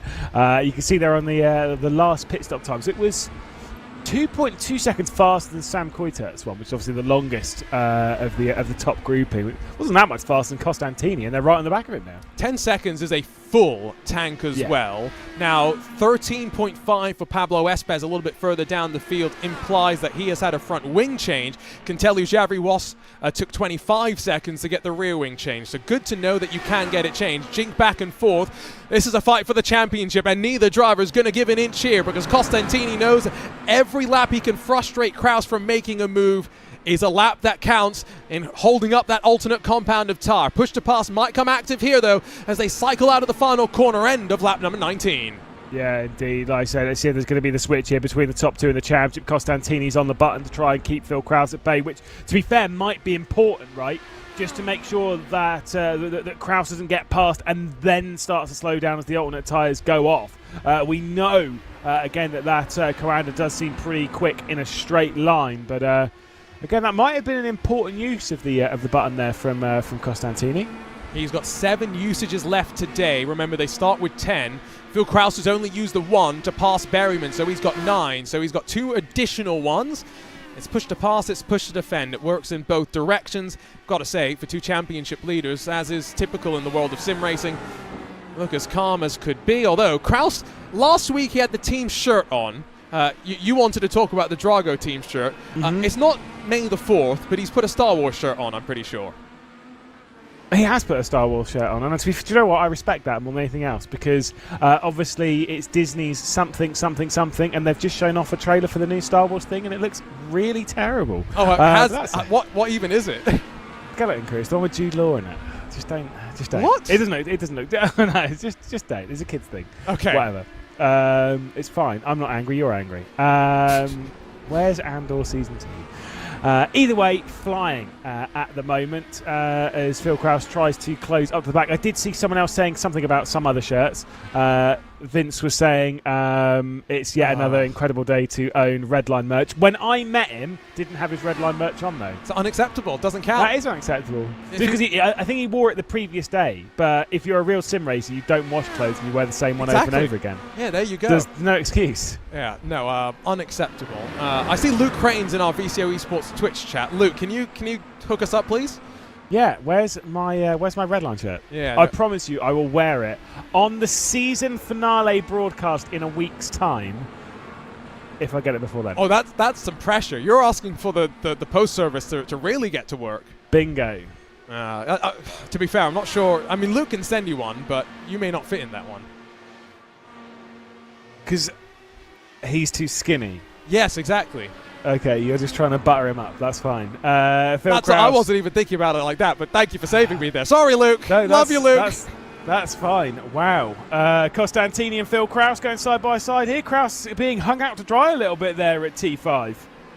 Oh, move up front, and important move as well here in terms of the defense that continues to frustrate. We're 3 laps away from thinking we reached that crossover point. This battle as well is giving Redline the win. Let's not question that. Right now, 6 seconds between the top 4 and the battle brewing behind. I can't believe you said that about... I know, I'm in trouble. Oh my God. I wasn't even thinking. Too much happening. Yeah, wow, that is absolutely brutal. You're not going to be on his Christmas card list anymore, I can tell you that. No, but to be fair, any shirts I give you, they're not fitting you either. What do you mean? I'm also too fat for anything you'll wear. I don't think that is the case, mate. Is it not?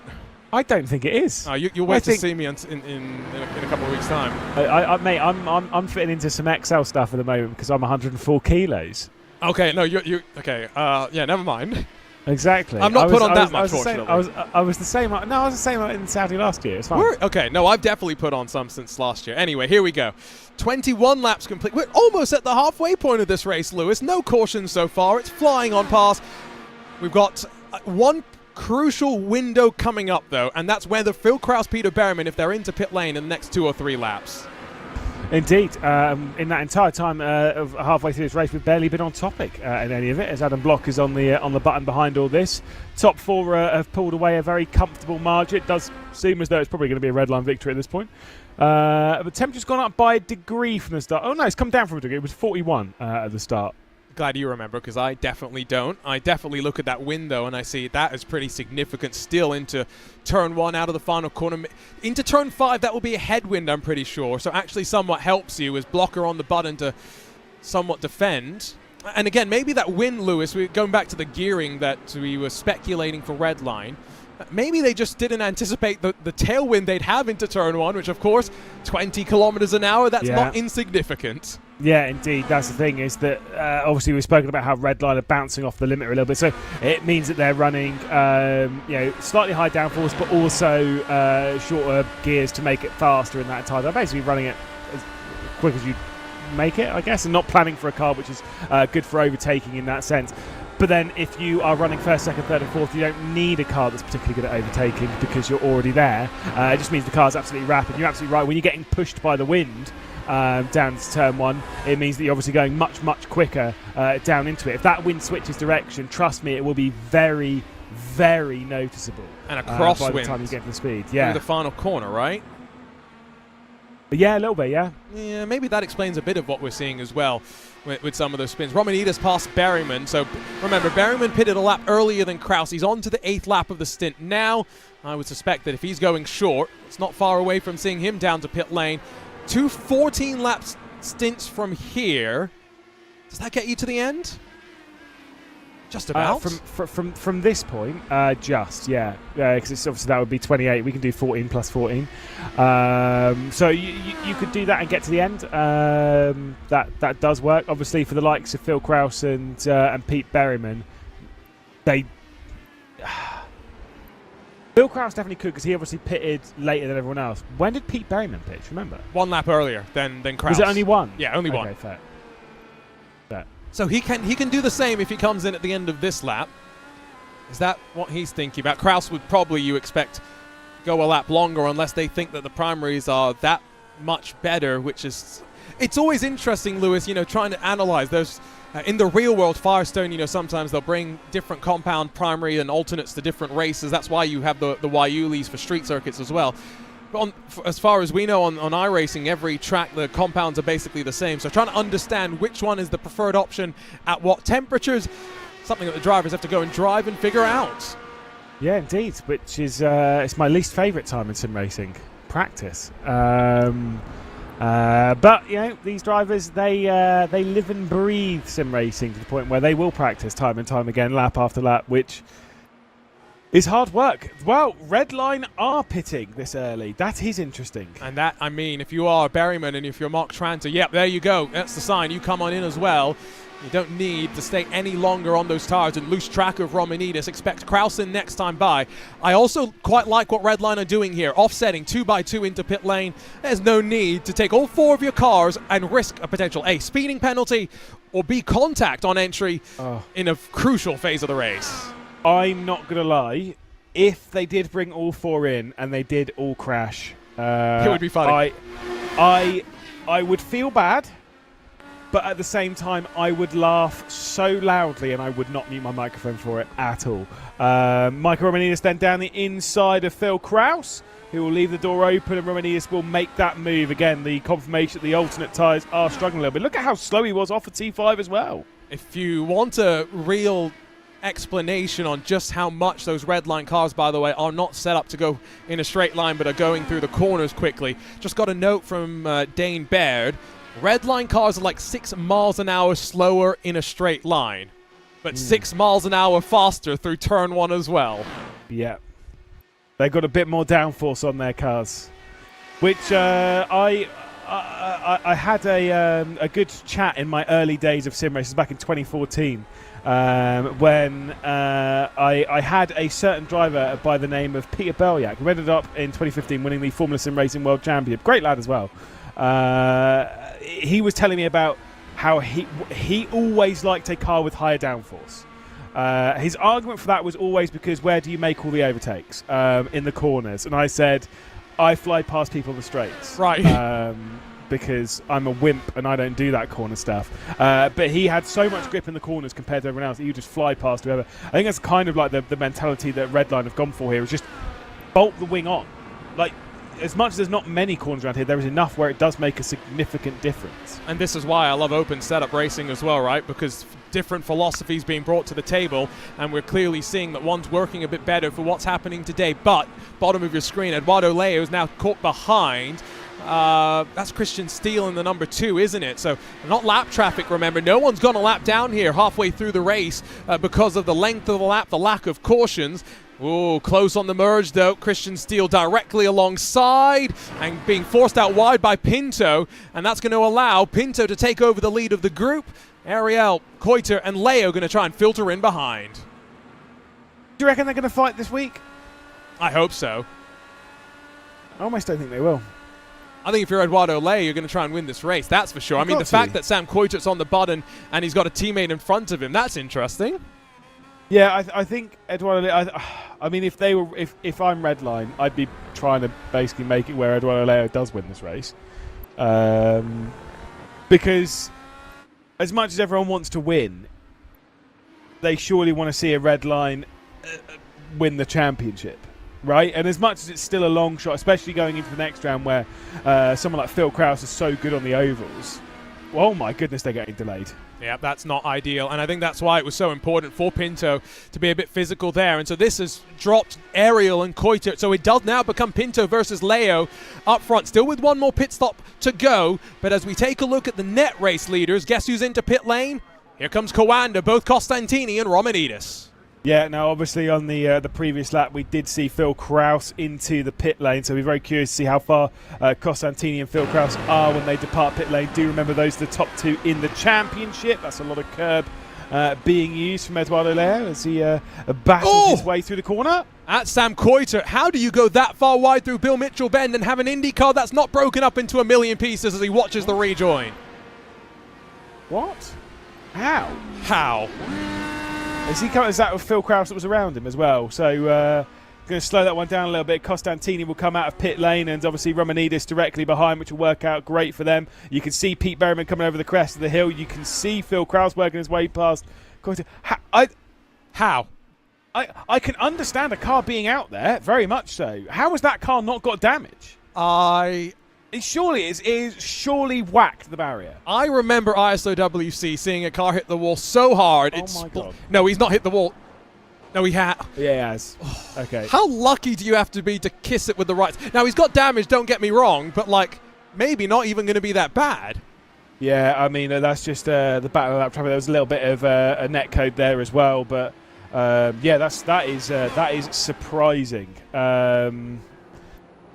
It is what it is. You'll never guess what turn number that is, by the way. Oh, I don't even want to think about it. Tell me. It's one with a letter. But I'm pretty sure Thunder Valley has a number, and then the Bill Mitchell Bend is that number with a letter for some reason. Gotcha. But one of those is actually a corner, and the other one's just a king. It is what it is. I'm fuming. You every time you look at the track map, it just gets you more angry. Oh, yeah. Fair, I'm a very angry person. I got told this actually at work the other day. You're naturally an angry person. I'm just naturally an angry person, yeah. Confirmation that Koiter does have damage on the right side, by the way. We'll get a quantifiable impact on speed next time at the line. Pit stops, though, from those up front. When do the drivers that have not taken the alternates decide to go for that stint? Temperature still dropping. Maybe they'll wait one more and keep it for the very final stages, hoping maybe even for a safety car to really bring them closer and then to go on the offense.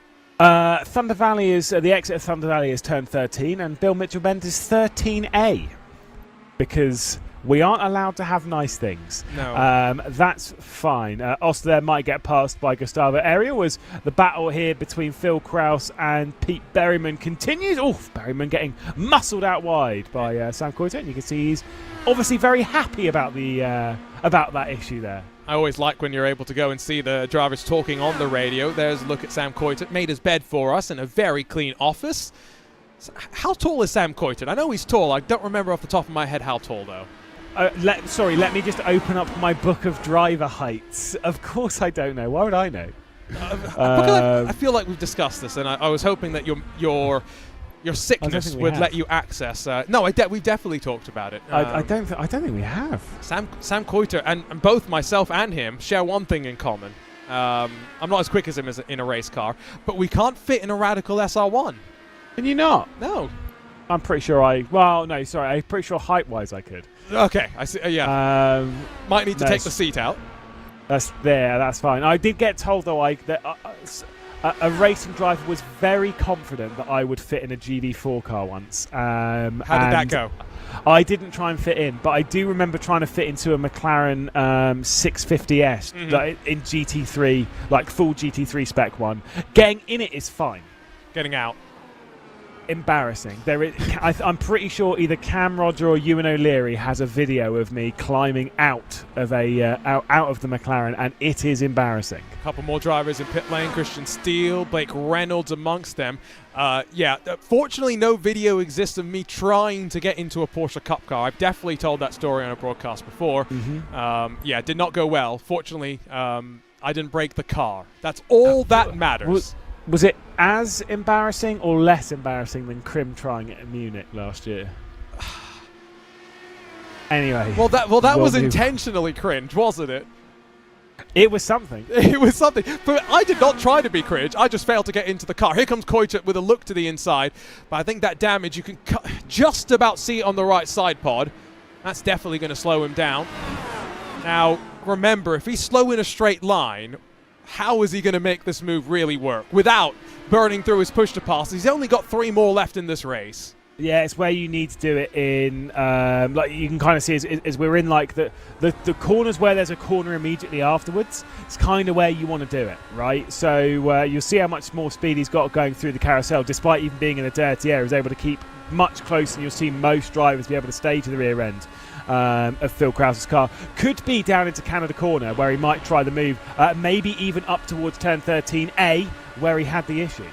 Oh, but Krause, all he's got to really do is cover the inside. No, Koiter takes that look, and maybe championship mindset for Krause. Doesn't want to get involved in a fight, lets the move happen. And away we go. A couple more drivers down to pit lane, and in fact, all of those up front. So Hilgard, Mangan, Stix, and Espes went as long as they could. And as we cycle back around, see the start of the 30th lap of this race, about 40 minutes of racing left to go. The final road course race of the season as well. And there goes the defense from Koiter, slow in a straight line. And I mean, he's passed like he's standing still. There's nothing he can do. Yeah, he really needs to try and find a way of making a move down into like T5, where you've got quite a few corners afterwards to maybe build a gap. You can see it's getting a little bit frustrating. I think the only one from that top group that didn't pit was Jacob Oster, who obviously remains out in 4th position, but is 3 seconds clear at the moment of Costantini, so isn't slowing down the Coanda duo. No button being pressed from Sam Koiter. Will there be at least a look going down to 5? A look, but no intent. He might get... I don't think you can get that side pod damage even repaired in the pit stop, so it's not going to be held any longer, you'd think, but he's also not going to get any more speed if he's struggling a little bit now with the balance of the car. Now, Hilgard came out relatively close to these drivers. He is on the alternate compound of tire. Seems as though, for the most part, everyone else outside of Blake Reynolds, Matt Taylor, and Randall Haywood are on the primary, so there's going to be a flurry of cars coming into pit lane, 9-10 laps to go or so, and throwing on the alternates for a glory run to the end. Won't be those 2-3 teammates up front now. It's Pinto, Leo, and Ariel a little bit further behind. Yeah, it's not a 1, 2, 3, 4, so it's obviously nowhere near as dominant. But you know, it's still looking pretty handy for Team Redliners. Will be hunting for a driver to win their second race of the season. Of course, Diogo Pinto. Tick has won this season, could be going for a second one, could be going for back-to-back. Eduardo Leo has won this season. Tick could be going for a second one. Gustavo Ariel doesn't, as Oster works his way into pit lane, and Hilgard is on the button at the moment trying to make some, I was going to say moves, but I think more just closing up. I think if he closes up, then it really starts to put the doubt in some of those drivers' minds, because yeah, here he comes, and he shows himself in the rearview mirror of Peter Berryman, who now tries to make the move on Koiter, who's struggling again. Look at how much of a gap Krause opened up on that main straightaway. Hilgard, though, with the confidence and the grip on the outside to pass Berryman. And now, on the button once again, he's going to work his way forward. Remember, Hilgard started down in 15th position. He's been a very quick driver on the road courses this season, and this is putting him into contention for a good top 10 finish in the final road course race of the season. Yeah, it was a look, and it was super uncommitted from Pete Berryman, but I don't think it really matters anyway, because he was going to get passed by Hilgard anyway. So it was just about whether he was going to pass Sam Koiter there, and having a big lunge down into turn 1. Wow, I mean, I think we both would probably be pretty agreed in the fact that that wouldn't be the smartest move that you could try around here. So Pete Berryman, as much as it was super uncommitted from him down to turn 1, it was probably the best thing that he could have done there just to have not made a difficult situation much worse, and basically allowing Hildegard to make the move. You can see Phil Krause there will be the next one to be targeted and to be passed. He currently runs in 6th position. Again, remember, this is going to be a fast 7-8 laps from Hildegard. We'll see him down on pit lane. We'll see things cycle back around. Pass is made, and Krause, as expected, does not fight that one off. So points as they run. If they finish like this, 20 laps from now, it is 13 points between Krause and Costantini. And Eduardo Leo, 40 points off of Phil Krause. I don't want to say out of the championship contention as it stands like that, but mathematically, if Krause makes the race, doesn't really have to do much more to keep Leo out of contention, but take 10 more points for a race victory, and things look very different. Yeah, indeed. Let's see if they are going to switch that group, and whether Leo's even just going to work his way past himself. I mean, look, he's the one that wants to win this championship. Maybe the team's like, look, if you want to win the championship, prove it, which would be a crazy thing to do if you're a team, but whatever. Didn't we talk about this last week, 2021, yeah. Pinto and Beneca, when they didn't have any sort of similar team help with one another and they were a bit more feisty? Yes, indeed. I am wisely informed that they were No, they weren't best friends. That's what I meant. Yeah. No, that sounded quite stressful. That said, Redline's in a very different position now than it was back then, and that's for various reasons, because I think for the most part they've put egos to one side. I think as well, right? I think they've recognised that in a lot of situations when they show up strength in numbers, sometimes you need to work together to get the numbers to the front instead of every driver for themselves, and that has also, I think, been a bit of a shift as well. Remember that Pinto won last week. He also won the preceding Thursday's IndyCar Bucket qualifying series race. Leo won on Thursday. So is it maybe time for him to head back into the victory lane, or is it time for someone else to make something happen? Hildegard's broken clear of Krause, and suddenly Sam Coyter's there once again.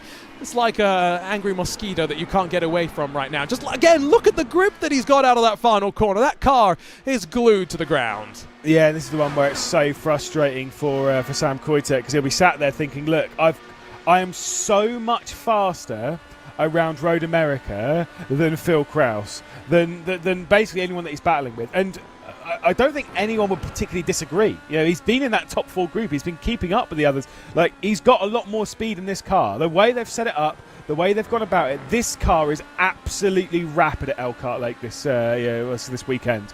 However, when you get stuck in traffic, it is almost impossible to pass, because they're faster in a straight line. And where do you make that move? Because you want to do it down into turn 5, but because that's the one that has a lot of corners that follow afterwards. If you make that move down to Canada Corners, we've seen earlier, you just get passed under the T1. So turn 5, maybe around here, after the hurry downs, like that's really the only place that you can actually try something. But staying close enough to do something into what is effectively some pretty, they're more medium speed corners. They look like they should be slow, but they are more medium speed. Oh, that's a brave look. Oh, that was never on either. Let's be real there. That was just Coyter saying, if you're going to give me a move, I'm going to take it. Can't quite force himself up the inside. Now, we're into the stage as well where if you've got pusher passes left in reserve, start to burn through them. Again, Coyter can't really do that. Just 3 left to run all the way to the end of the race. Long way around. Remember, he's got that downforce. Not enough to be able to make that one work. Ooh. This is frustrating. You can tell from the body language of the car as well. Yeah, you can see there the reason why Coyter had a slide coming off of Canada Corner there was because he was so far on the rear end of Krause. So when Krause had a little bit of a slide himself, speaking of slides, there's one. Another one out of the final corner. When Krause had a bit of a slide at Canada Corner, Sam Coyter was so close that he had to lift off and dab on the brakes a little bit, and it just slid the rear end round. Who was that that spun? Was that Zabicki? It was indeed, yeah. Yeah. See, he's had an eventful day on his debut in the championship. He's still running in a decent spot, isn't he? Definitely showing that he's got some speed in this car, that's for sure. Yeah, indeed. Well, he's doing slightly better than his teammate, so at least there's that. That said, not anymore. Oh no, sorry, no, I just checked on the timesheets. They've now switched around. That mistake has changed it around. So yes, and again, credit to David Toth, because Ryan Barnevald's in 20th, Sam Carasal is 32nd. So the other 2 drivers with drive-throughs from the start of this race. He's up in 13th. I think a chance here of a top 10. He's basically done all that he really could do, as much as I think any chance of a good a championship finish inside of the top 3 may be out of grasp now. From serving the drive-through until now, bearing in mind that drive-through would have been served about 55 minutes ago, right? It's a long time ago in this race. He's only lost, and this includes overtaking and, you know, piecing his way through. He's only lost about a further 7 or 8 seconds to the race leader. I think that is actually really impressive. And again, sometimes you have to drive to the race that you're given, not the race that you want. I admire David Toth's tenacity. Even asked race control. Before race control reminded him today that you had a penalty, he was like, guys, I've got that penalty. Just want to make sure I understand how I'm going to serve it. That, again, really, really good attitude to see. Sam Coitert, though, 9 laps into the run for him. He's still got at least 4 more laps before he'll think about coming down to pit lane. He's going to continue putting that pressure on. But meanwhile, up front, it is still red line 1, 2, and 3. Gustavo Ariel now very much in the draft. 1 second covering the teammates up front.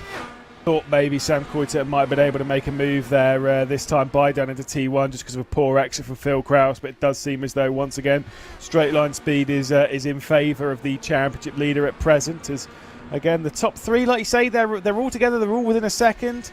Will they fight though? Because remember last time around in the championship at Belle Isle, it was Pinto leading Leo, and they did not fight on that occasion.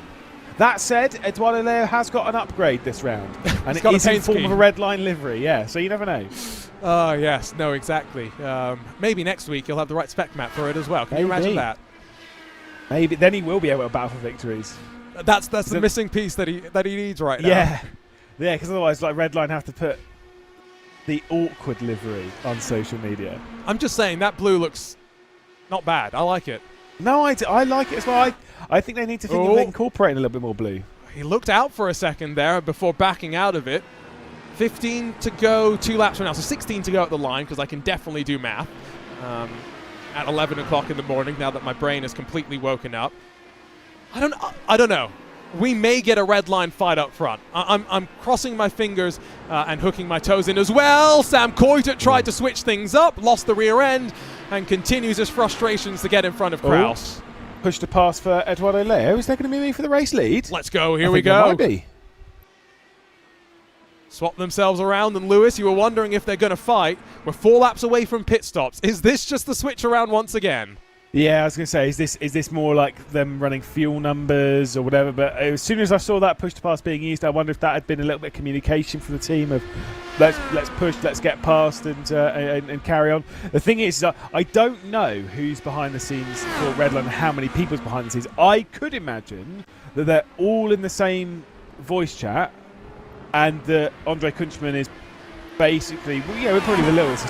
He's basically running it for all 4 of them.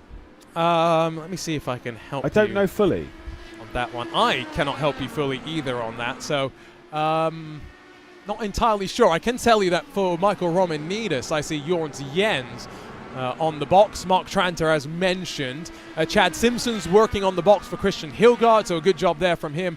Will Weiser for Lucas Lodato, and Jacob Oster has got Christopher Demerit.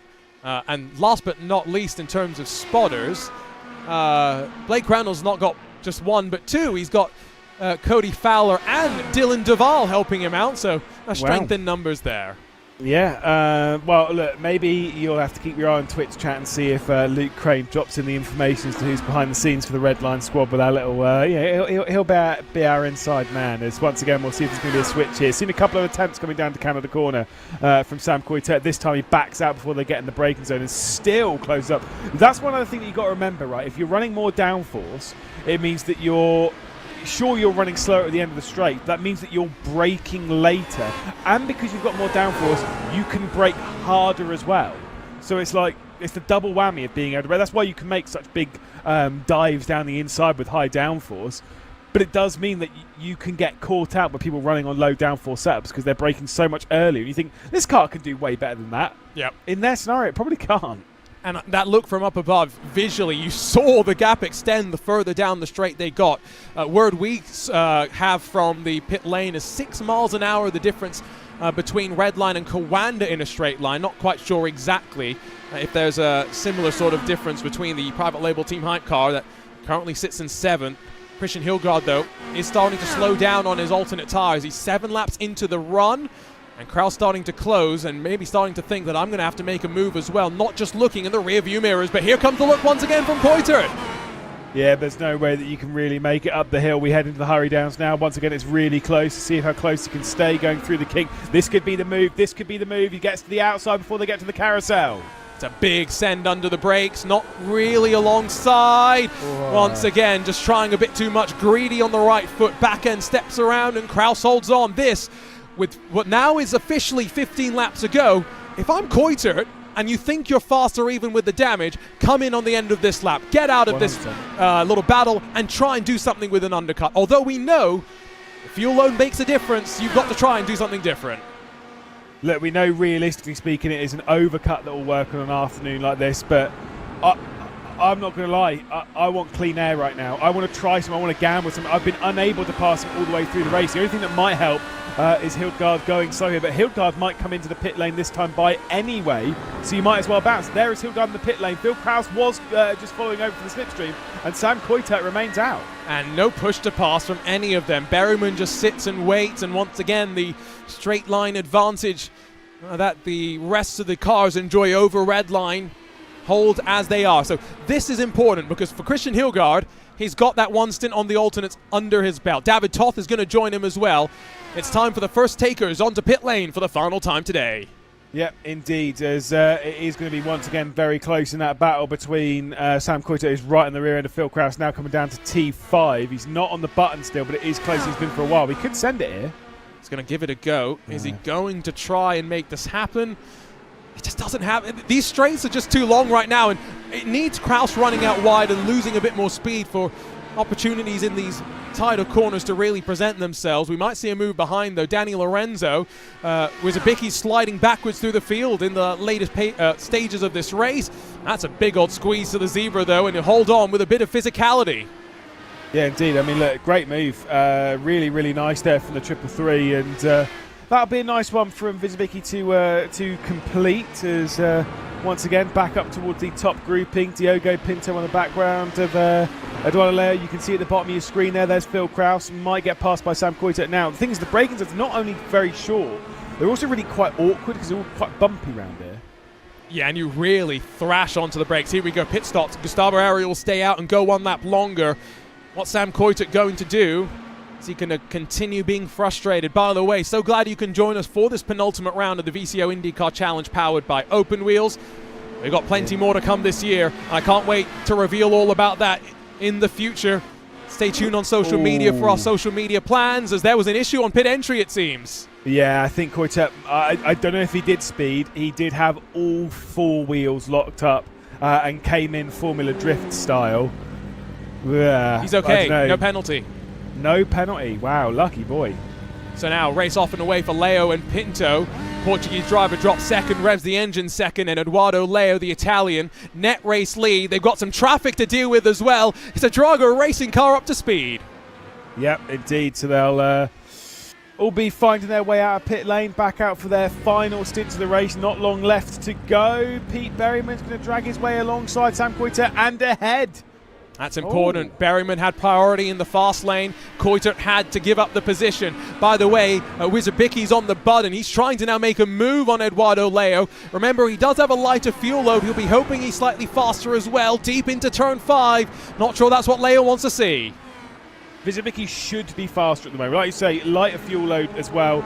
Yes, sure, the tyres are more worn, but the tyres, these Blackwall primary tyres, should be fine. That said, feeling the pressure of the 2 Redline drivers directly behind you, of Eduardo Leo and of Diogo Pinto, I'm not going to lie, I think most of us will be making a couple of mistakes here and there, seeing that car behind you. And I think if you are Phil Kraus, by the way, you're probably quite glad that Berryman is now in front of Coitert, because they'll be battling. They've got Hillgaard as well. That's a 3-way fight to deal with. Here we go, though. Ariel into pit lane as expected. We watch as on the button for Eduardo Leo, going to repass Nico Wizabicki. Diogo Pinto losing some track position here. Oh, not being given it up easy. Leo back into line. Wow, that was aggressive from Wizabicki. I mean, Probably unnecessarily aggressive, but fair enough. As Xavi Ross sets the fast lap of the race. Good shout. Phil Kraus, Marco Nunez, Gustavo Ariel, all in pit lane. We saw Ariel come down into his box. Anyway, Button coming in from Leo, Button coming in from Diogo Pinto as well, as they'll both try and make their way up or even pass down to turn one of his Vicky, who's taking the defensive line. And he's got to, I think, try and make this move as Leo. Oh, there is Gustavo Ariel out of pit lane and directly in front. Did not see that one coming. And wow, big change, saved some fuel, and the Brazilian would be hanging back and biding his time. He's not quite clear for the race lead, but now as they sequence onto the straightaway, he's not onto the button just yet, whereas Biki's really causing some issues. The 3 red line drivers into line, and at some point, Lewis, they are going to surely battle here. Ariel up front. Yeah, indeed. This is all getting very messy. Ariel's looking down the inside as they head onto the brakes. Visibicki's out wide. Visibicki with a big moment coming up the hill. Here comes Eduardo Leo getting to the inside as we get onto the brakes, coming under the bridge now into the left-hander up towards the fast kink at the right, and that will be the move complete finally by Eduardo Leo. Of course, Diogo Pinto did not make his way past though. Has not just yet, and so new net race leader is Gustavo Ariel, but Costantini and Romanides, they were on the button once again. Remember, we might still have a chance for something to happen with them, or not expecting the first caution of the day from this. We could still have trouble. Ryan Barneveld off down at turn 3, and a slow Kevin Burrell. That's a dangerous place to be stopped. That could be a safety car. That could 100% be a safety car. If he's going to require some assistance, going to require a tow, it could be a safety car coming out as Costantini and Romanidis come straight into the pit lane, along with Xavi Ross. And so this is crucial. As soon as race control gets that request to tow, surely the caution will be deployed, and you will not be able to enter pit lane. The drivers that are in pit lane right now will get their service, cut back into line, and we'll see 10 laps to go next time by. Caution not out just yet. There it goes. Caution is out. This could be big for Coanda as obviously, like you say, you can see the red line drivers filtering their way past. Where does Costantini come out? Obviously ahead of his teammate Romanidis. It was too late for them to switch and put on the alternates. That's a shame. Wow. And we still got drivers yet to pit, don't forget. Oscar Mangan's a big loser from all of this. He's going to drop all the way to the tail end of the lead lap. I don't think he'll be pretty happy about you calling him a big loser, but that's fine. Each their own. As, yeah, like I say, he is going to basically drop right the way down, which is a big shame for him. But that said, he is still pummeling around the lap, so it might not be too bad. All depending on, yeah, exactly. He's got to catch up with the safety car as well. Pit entry will be open, will it? It should be. I'm pretty sure. Yeah, I don't remember what the ruling is on road courses when it comes to the course. You don't typically get it in iRacing. And this is all run through the iRacing safety car system right now. The way that the caution is triggered in the series is that drivers must request a permission to tow. Sometimes it's in a place where we don't need the safety car. Sometimes it's in a place like that where there's no choice but to trigger a safety car.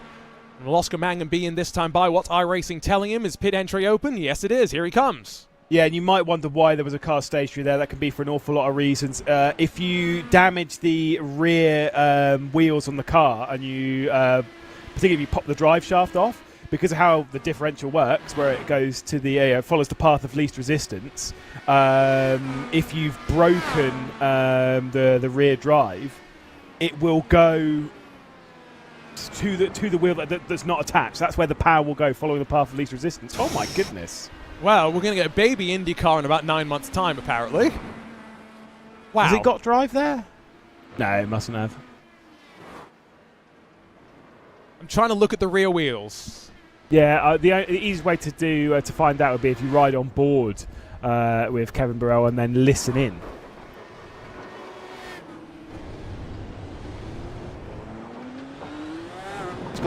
It's got drive. He might just have thought it's not safe to continue from there, to be fair. Yeah, fair. Remember, last round. Oh, yeah. Yeah, what happened with a car that thought it was safe to keep going? It was definitely not safe, and he almost took out a championship contender or two before the safety car was triggered with 1 lap left to go. Right, we're getting a shootout to the end here. And if you are red line, you've got to be nervous. You're a sitting duck in a straight line in a lot of ways, and you've got some fast cars behind, and Oscar Mangan's not lost that much, I think. Wait to see where he ends up, though. I think so. He just put "Are you for real" in the game chat. I think he's been. I think he's has to drop to the end of the line. Has he? He's either entered a closed pit entry or he's left a closed pit lane. Yeah, I don't actually know what the ruling is there, but yeah, he's going to the back, I'm afraid. I'm not sure what the rule is. Oh, Michele and Michael Romanidis apparently also have got end-of-line penalties. Have they? Yeah. Because they would have left a closed pit lane. Yeah. Wow, that's big for the championship. Now you can go and check your big boy points. Wow. Right. So let's try and figure out what's going to happen as a result of all of this. Still waiting for the lights to go off on the safety car, but Lewis, you thought we were going to get to the end caution-free. The one that we've got really set things up on a knife edge.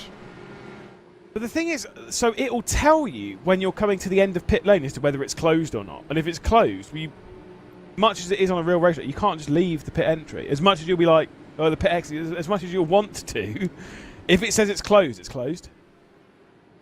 Yeah. Whoa, wow. That's yeah. Eek. These cautions really do throw spanners into the works, don't they? And now Pablo Espez, Jacob Ostersel yet to come down to pit lane, so they're waiting for their opportunity to do so, which I would assume would be this time by, right? I'd hope so, but I'm not 100% sure. Like I said, I'd assume it works in the same way as the overs. When the caution comes out, the pit entry or the pit lane is closed. Now, obviously, those that are in, this is where I'm a little confused with the co-anda match, because I'm pretty sure as much as pit lane is closed, you should still be allowed to leave it. But I'm assuming that's because there was cars coming by. I don't know what the ruling is on that one. But much like it is on the oval, the pit entry will be closed for the first lap until the pack is together, and then it opens up for Oscar Manga to come in. But I'm not 100% sure on it, because again, that's oval rules, and I don't know if that applies with the caution system on a road course. And I think Wilson Nadeau has run out of fuel because pit entry was not open. He's on the 14th lap, and so he's going to have to take a tow.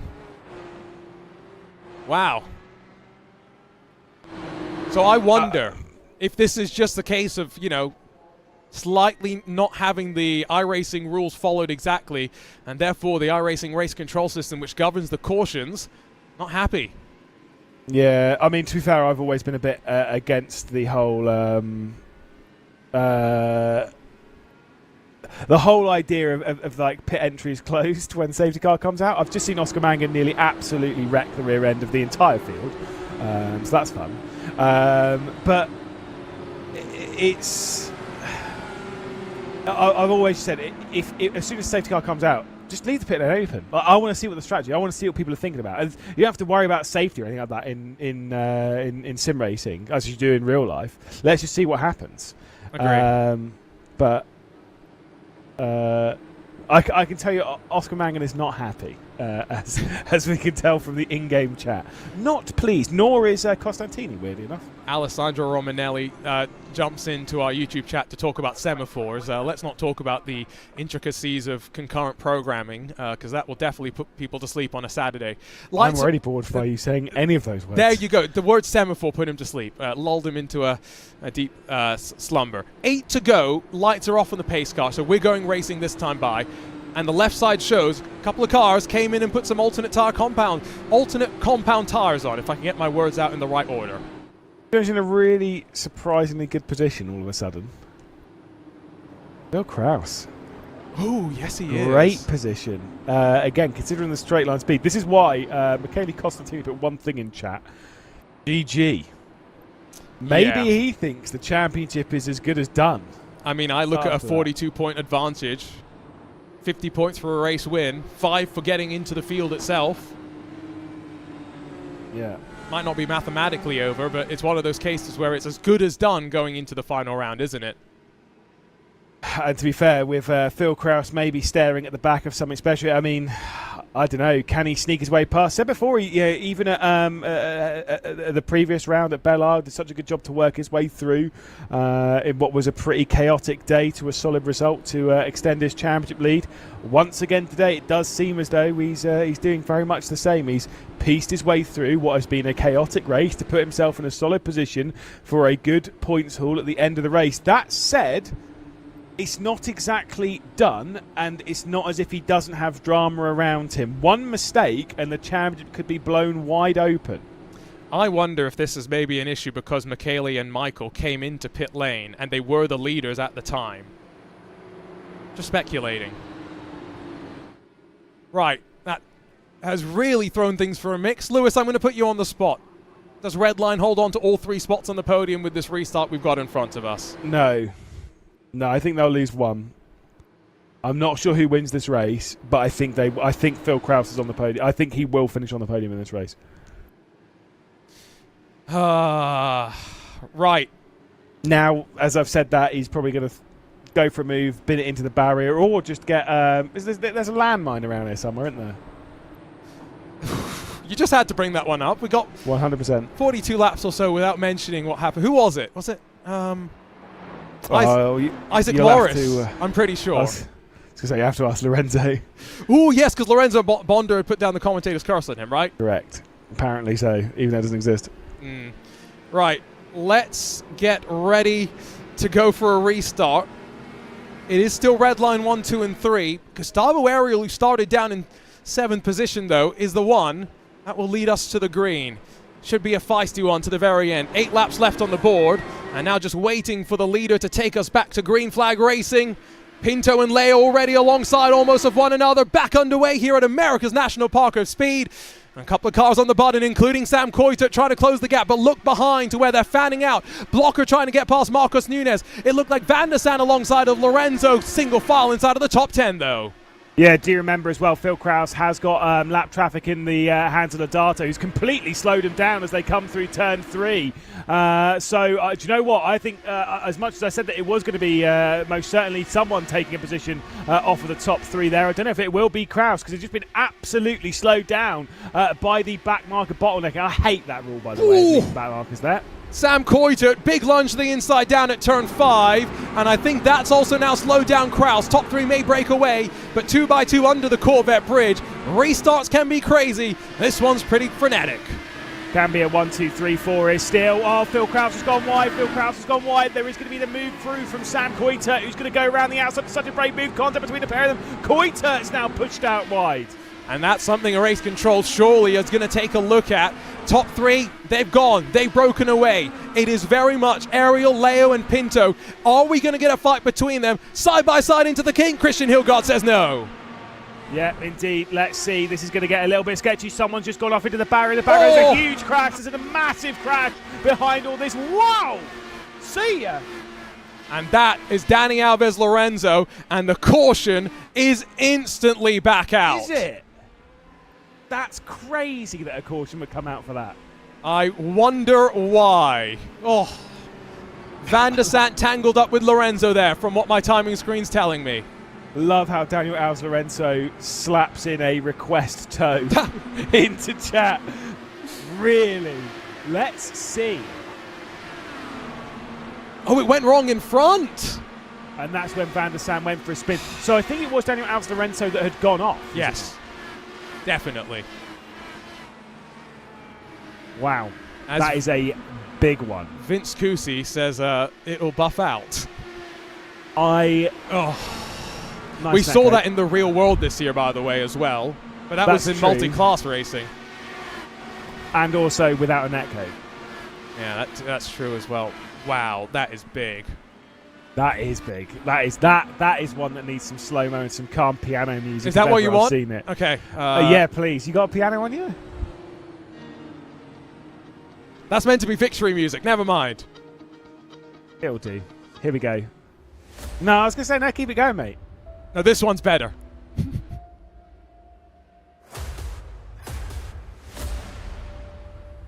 Dramatic music. That is dramatic. It's too dramatic, though. You just need some calm piano music, mate. Whip out your piano skills. Either way, that car is dead. Well, Michael Romanidis is the one with the piano skills, by the way. Definitely not me in this commentary booth. But I think both those cars... Van der Sant's still running, apparently. It will buff out. It will buff out. Says, by the way, we will not be clearing iRacing penalties from previous safety car. Well, and I think the weird thing is it wasn't even a penalty, right? An end of line is just something where iRacing's told you to drop back into the queue. So it's a weird one. It's very, very weird, the situation we find ourselves in. Lights, are they off on the pace car? Are we going back racing this time? I know we're not. We get at least one more lap. Indeed. All I know is that it is interesting how this race has played out, and we have another chance for it not to be a 1-2-3 for red line. That said, Phil Kraus needs a little bit of a better restart here. Marcos Nieves, by the way, what tyres is Marcos on? He is on the alternates, isn't he? Yeah, he is indeed. Yeah. And he's in fifth. Could there be a sneaky, fiercely forward W on the cards? Is that too much to ask for? This is a weird situation, right? Because all of these restarts, he's got more tyre life now at the end to enjoy. Yep. These, realistically speaking, from where we are and from how old these tyres are, i.e. not very, and from what we know from the earlier part of this race, the alternates on this kind of tyre life should be faster until the end of the race than the primaries. They should be the optimal tyre from now on. You say that, but it's about whether he can get past Kraus. It's about whether he can get past Pinto, and then Leo, and then Ariel as well. Yeah, he's gonna that last lap though. He's gonna be struggling. We should see as well if there are any lapped cars in between the leaders. By the way, I should see them waved to the end of line. So that's Lucas Lodato and Xavi Ross. Why weren't they waved on the previous one then? Because I guess technically the caution had come out before we had 10 to go. Right, okay, yeah, fair. And I guess we just, because of the other stuff that was happening, was not necessarily a priority. Yeah, I don't know. I'd say, again, for me, at all times, this is my personal thing. After, for example, what happened there with Phil Kraus, where the entire line for third was just or for fourth rather, was just held back. I am always a firm believer of lapped cars should either be waved by or dropped to the rear end of the queue. I don't care. I really don't care which, but one of the two has to happen, because leaving them amongst all the lead, that's where you get the crash. That's where you get the second caution. So, lights should be off this time by. We did have a big crash at turn 1 in ISOWC, not once but twice. On the initial start, but then Phil Kraus, Alex Walton, that was a big one as well, hoping that we don't get a similar thing. It was a long hold by Gustavo Ariel as well, which kind of checked up the field. I'm wondering what that's got to bring on this initial restart as we get ready to go. We had all 33 on the lead lap for the vast majority of this race. We now are down to what seems to be 27 on the lead lap, with Lucas Lodato, Xavi Ross, as mentioned, 1 lap down. Barneveld, Lorenzo, Nato, and Burrell might be the only DNFs here today. And cautions breed cautions. Lewis, I don't think if we got a caution on the immediate restart, it would end the race. I think after that, it's cutting it close. Yeah, we're getting pretty close to the next one ending it. We'll have to wait and see. I will say good restarts, or good restarts on the previous one from Romanidis and from Costantini. Romanidis runs in 13th position. Costantini runs in 16th.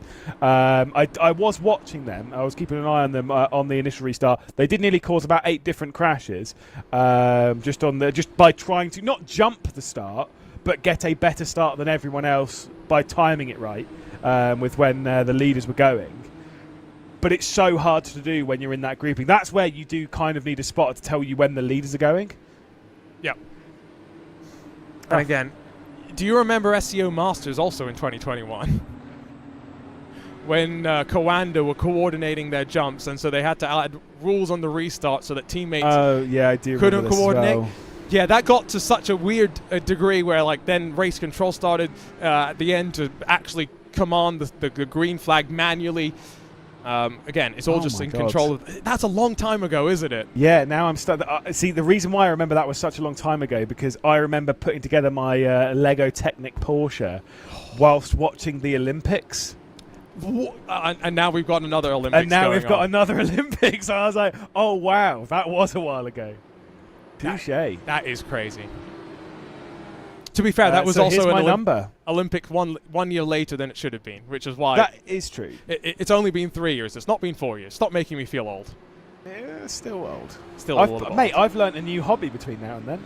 You started golfing? I have started golfing between now and then, yeah. Crazy. Crazy I didn't even stuff. care that Xander Schauffele won the gold medal back then. And look at some of the names that we've got here as well, right? There are some that are familiar from ISOWC, but then there are some that had just joined the community back then as well, the likes of Alexander Van der Sande, who, he made a couple of appearances at the end of the season, similar to what we're seeing from the likes of Julian Altena, example Lucas Lodato here as well. So, cast your eye 3 more years down the wire. The complexion could have changed up even more. 2 cautions at the end of this race, though, have really slowed things down. It's red line 1 through 3. What can they do up front? Keep an eye on Marcos Nunez as well, because he's going to be feisty on those alternate compound of tires. The first restart didn't necessarily go all according to plan. Once again, it's a long hold from Gustavo Errol. He crests the hill, he punches the throttle. We're back racing in the penultimate round of the VCO IndyCar Challenge powered by Open Wheels. And look at that. A couple of drivers really running short on push to pass, and Marcos Nunez absolutely swarmed on the initial jump. Berryman tucks in behind Coiter. Single file once again for the top 10 as they rumble down to turn 3.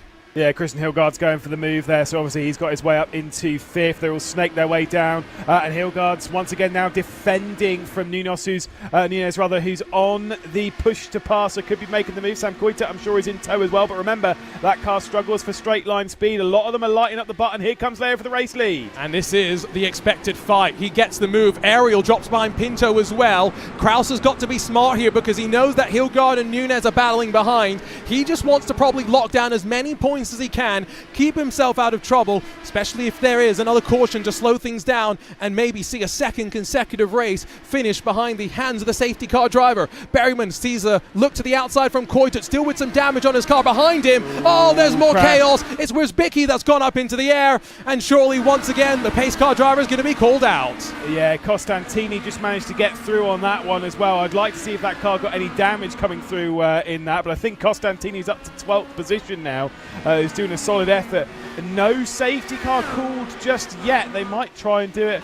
Basically, then it will be a local yellow in real life, although Wierzbicki's just called for a tow. Let's see what they say. Let's see. There's enough time maybe to see the cars scramble back around and have that car reset. Here's what happened. He fights with Adam Blocker. They've been locked in horns the entire day, basically. And then driven underneath by Pablo Espes. Behind Randall Haywood goes around as well. And a second clip. I think that's why the tow's needed. Ooh. Tow approved by race control, but no no caution required. So they've called that one. Costantini, by the way, is going for a move in the background. You can see as Hilgard's close up to the rear end of Phil Kraus. Costantini trying to move his way past. That's why it was cleared by race control, because he's got a skate route behind which the marshals would be able to get in real life without requiring the usage of a safety car.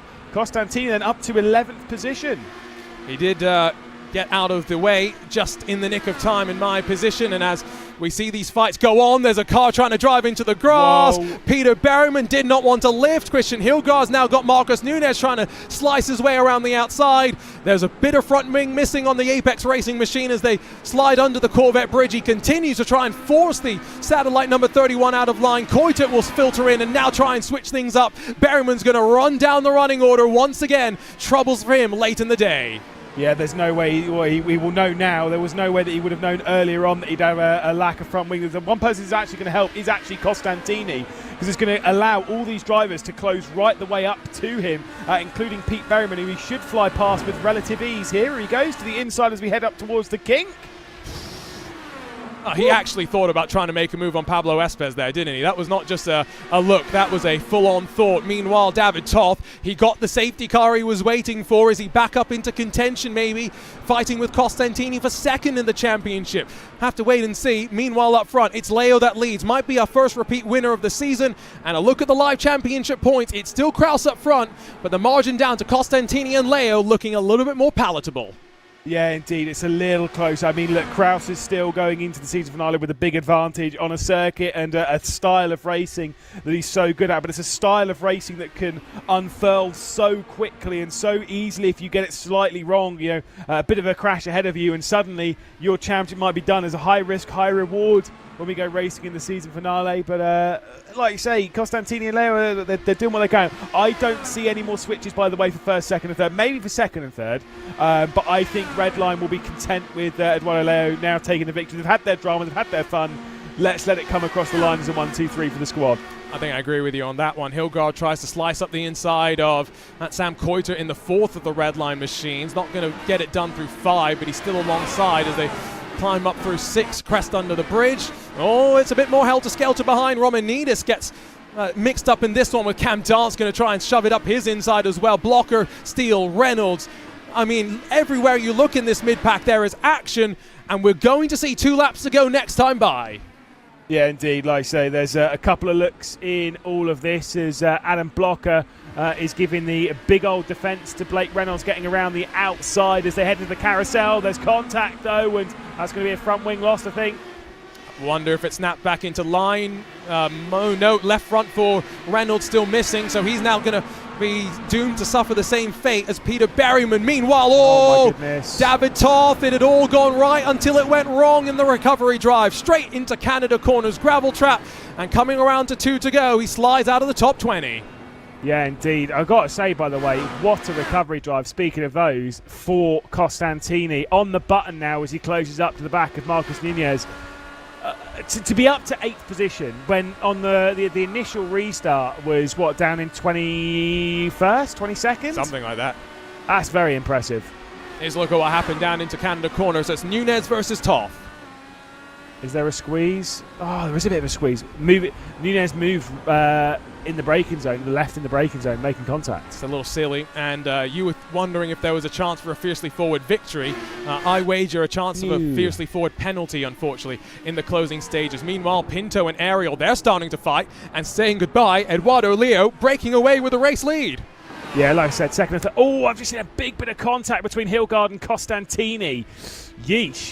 That was a big bit of contact. Is there any damage on the Commander Man's car? He's lost the right front wing, and he's got Oscar Mangan behind. A lap and a half still left to hold on in the number 66 machine.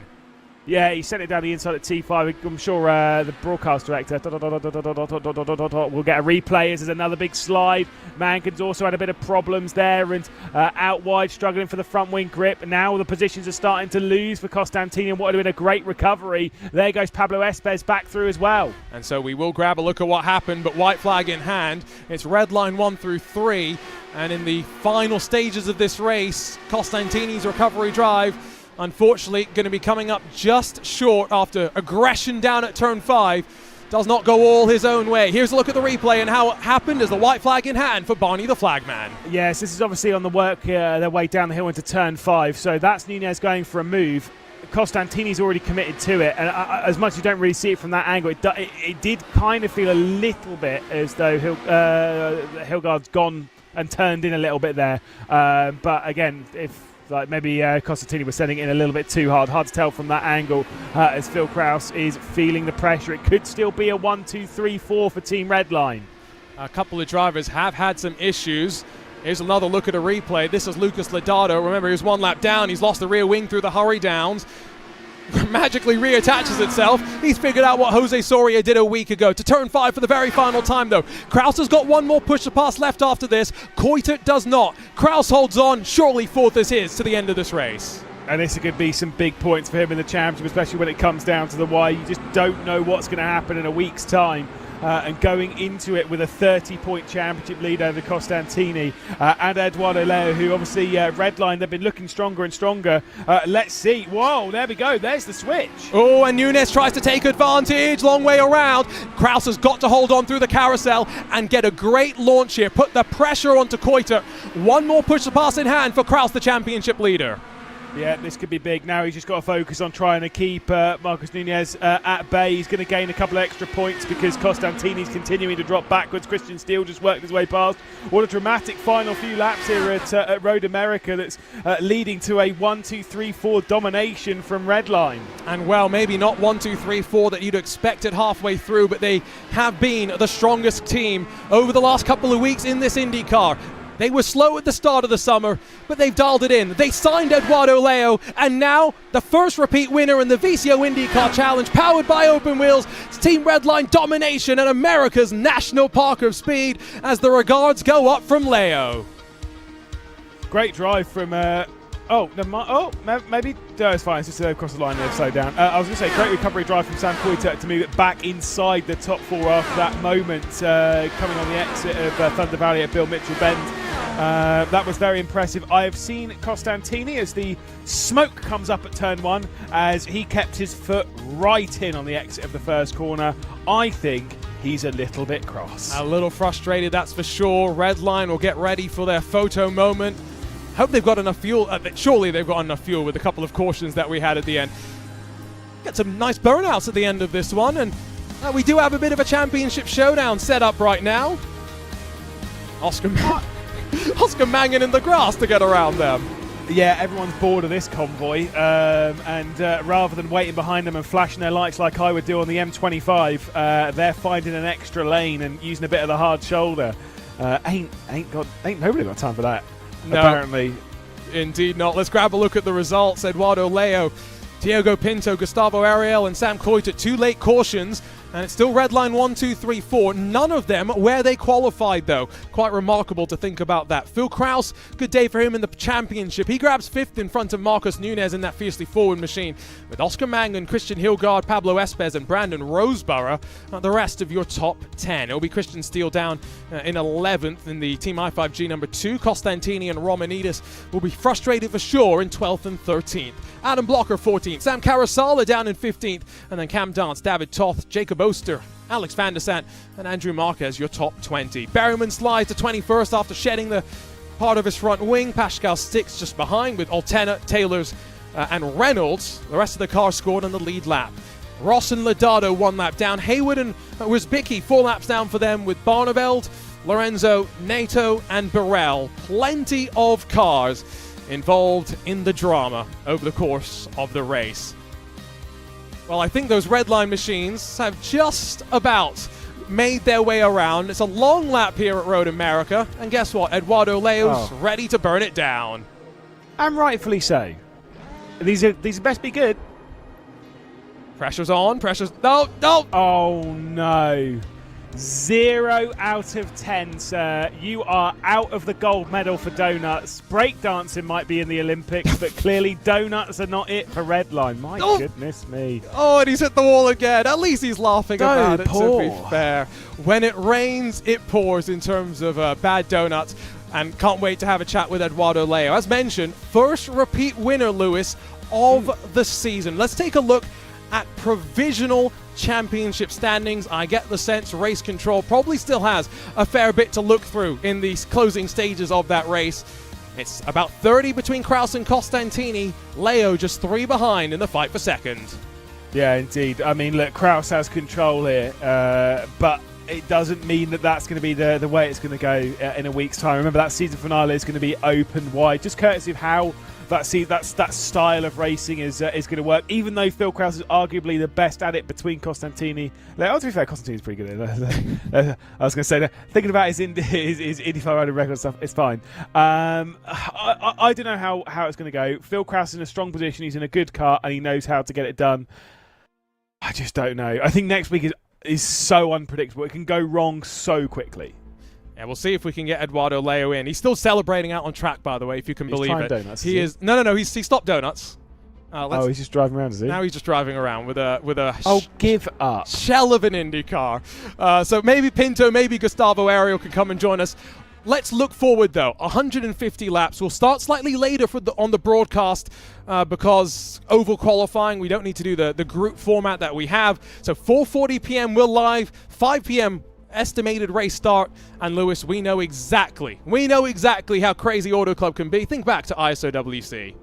Yeah, indeed. Look, it's an exciting race. It'll come down to the wire. Maybe there will be a crash at the end, like it was in ISOWC. All I know is that there's some mountains in the background that all have funny names. And if you don't believe me, go onto Google Maps and have a look. There's one up there called Scotland. Is there really? Oh, there is. There's a lot more with far more inappropriate names though. If you look close enough. And yes, I have found them. Well, we're just waiting for the drivers to grace us with their presence here in the broadcast booth, filling a little bit of time. As mentioned, we're almost at the end of what has been a quite remarkable journey. Back-to-back weeks from second round onwards. That one street race at Belle was interesting, of course. Short course at Iowa was plenty interesting as well. And for the likes of Pinto, Leo, and Gustavo Ariel, the podium sitters today, we're very much curious how things will go for them. Returning to the oval, the IndyCar Butt Kicker iRacing Series, Lewis, is not far away. It's a 10-round championship. 4 of them are ovals, and so they recognize the Team Redline drivers. They've got to get up to speed on ovals. They can't throw away points for almost half of the season. No, indeed. Like you say, it's going to be a tough one. It's going to be fun. Honestly, I'm so excited for next week, and I hope. Actually, I don't know. I was going to say I hope I'm in full mental stead. That said, I mean sometimes the delirium's a little bit banter, isn't it? So we'll have to wait and see. Today was bants in many ways. Let's see if we can catch up though with our race winner. Eduardo Leo struggled with some donuts, yes, but that's okay. There's not much space on the pit straight, is there, Eduardo? You're the first repeat winner in the VCO IndyCar Challenge. You won on Thursday in the IndyCar Butt Kicker iRacing Series as well. How are you feeling? We talked on Thursday. Things are looking good for you in your new Team Redline colors. Yeah, good evening, everyone. Good week, I have to say. After I struggled last week, finally back on some decent pace. Yeah. Unfortunate about the donuts. I couldn't end it decently. Unfortunately, yes, it's not easy. And also, there's not a lot of space. You're right. I guess I need to practice that as well. But no, it's fine. The race was simply perfect as always. As I said last Thursday. We have right now a clear pace advantage, which is good, and we're just keeping on doing what we can, not doing any mistakes, and that's helping us also in the championship. Now we're getting closer and closer. Yeah, it's going to be interesting going to Auto Club, about 30-odd points behind Phil Krause, so you're needing some struggles for the championship leader, but at the end of the day, you know, the oval's not necessarily where we know your true experience comes from. I don't think we got to see all of your speed at Iowa. How many races have you done at Auto Club in the past? I've got to ask that question. Obviously 0. I'm not an ovalist, unfortunately, so yeah, it's going to be a struggle, as you said, but you know, it's an oval race, everything can happen. It's even easier, cautions and everything, than a road race, so really it was crucial for me to gain points here, and that's what I did, I guess. So that's fine going into the last round. I'll just do what I can, even though I don't have the experience, as you said, but I'll just try to maximize the points and see if I get lucky or not. At the end of the day, I know I maximized what I could. Let's talk about the setup, because it was something me and Lewis were talking about. You guys a bit slow in a straight line, but very fast in a corner. What led you to make that decision? What did you guys see in preparation to make that choice? Well, it's always a compromise to choose between different kind of setups. So, you know, sometimes in clean air it's a bit easier to do some decisions. You just see which is faster, and we decided for this.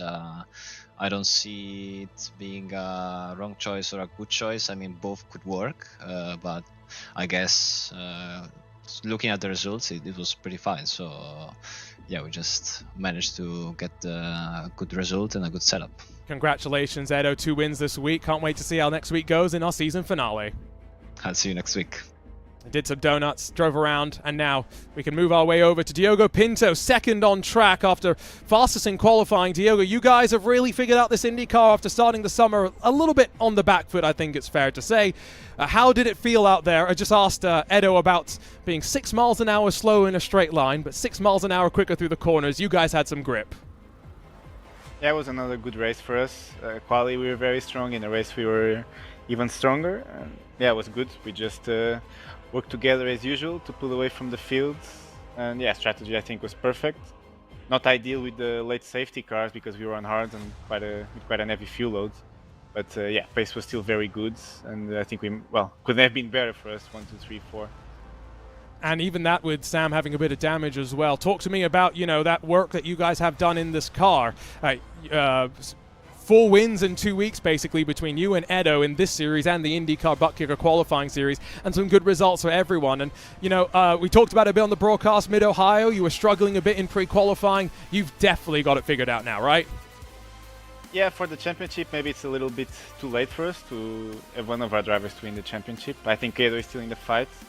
But yeah, our main goal is the World Championship, and I think we're fast for that. The setup looks competitive. I think we're driving the car quite well, and I'm happy with that.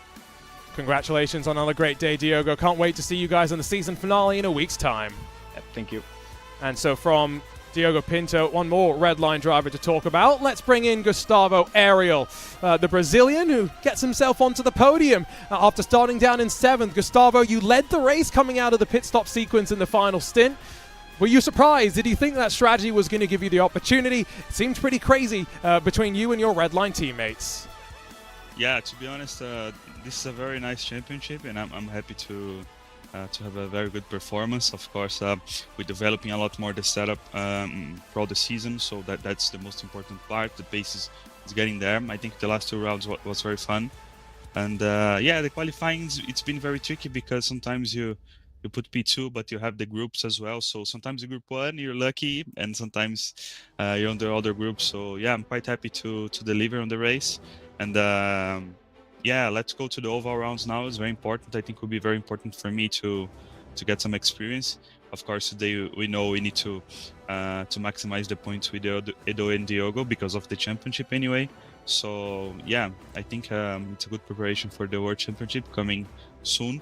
So yeah, really happy to get a podium and to get an interview today. So very happy. Always glad to be able to chat with Gustavo. And Gustavo, congratulations on another great result. Can't wait to see you and the rest of the Red Line team in a week getting more experience on the ovals. Thank you, mate, and thanks so much, Team Red Line, and everyone who's cheering from Brazil, from all over the world. So thanks so much, Arjuna, and congrats on the organization. Very nice. See you next time. And the Brazilians in chat waited for a while, and they finally got their reward, a chat with one of our 2 Brazilians in the field. Wilson Nato, not a bad performance in qualifying, race not all going according to plan for him. Lewis, it's time for us to say goodbye, and yeah, Auto Club a week from today.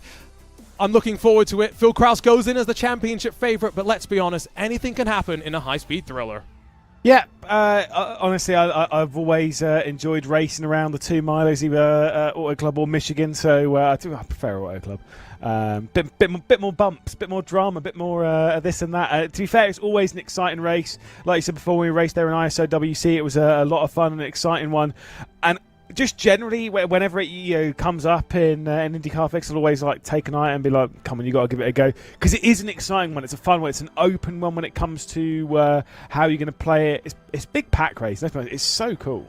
And, well, might not be entirely pack-based next week because we'll have some slightly warm conditions. Might still see 3 and 4 wide at the end of the day. But that's for next week. It's for us to crown a champion when we make our way to now a track enshrined in virtual history.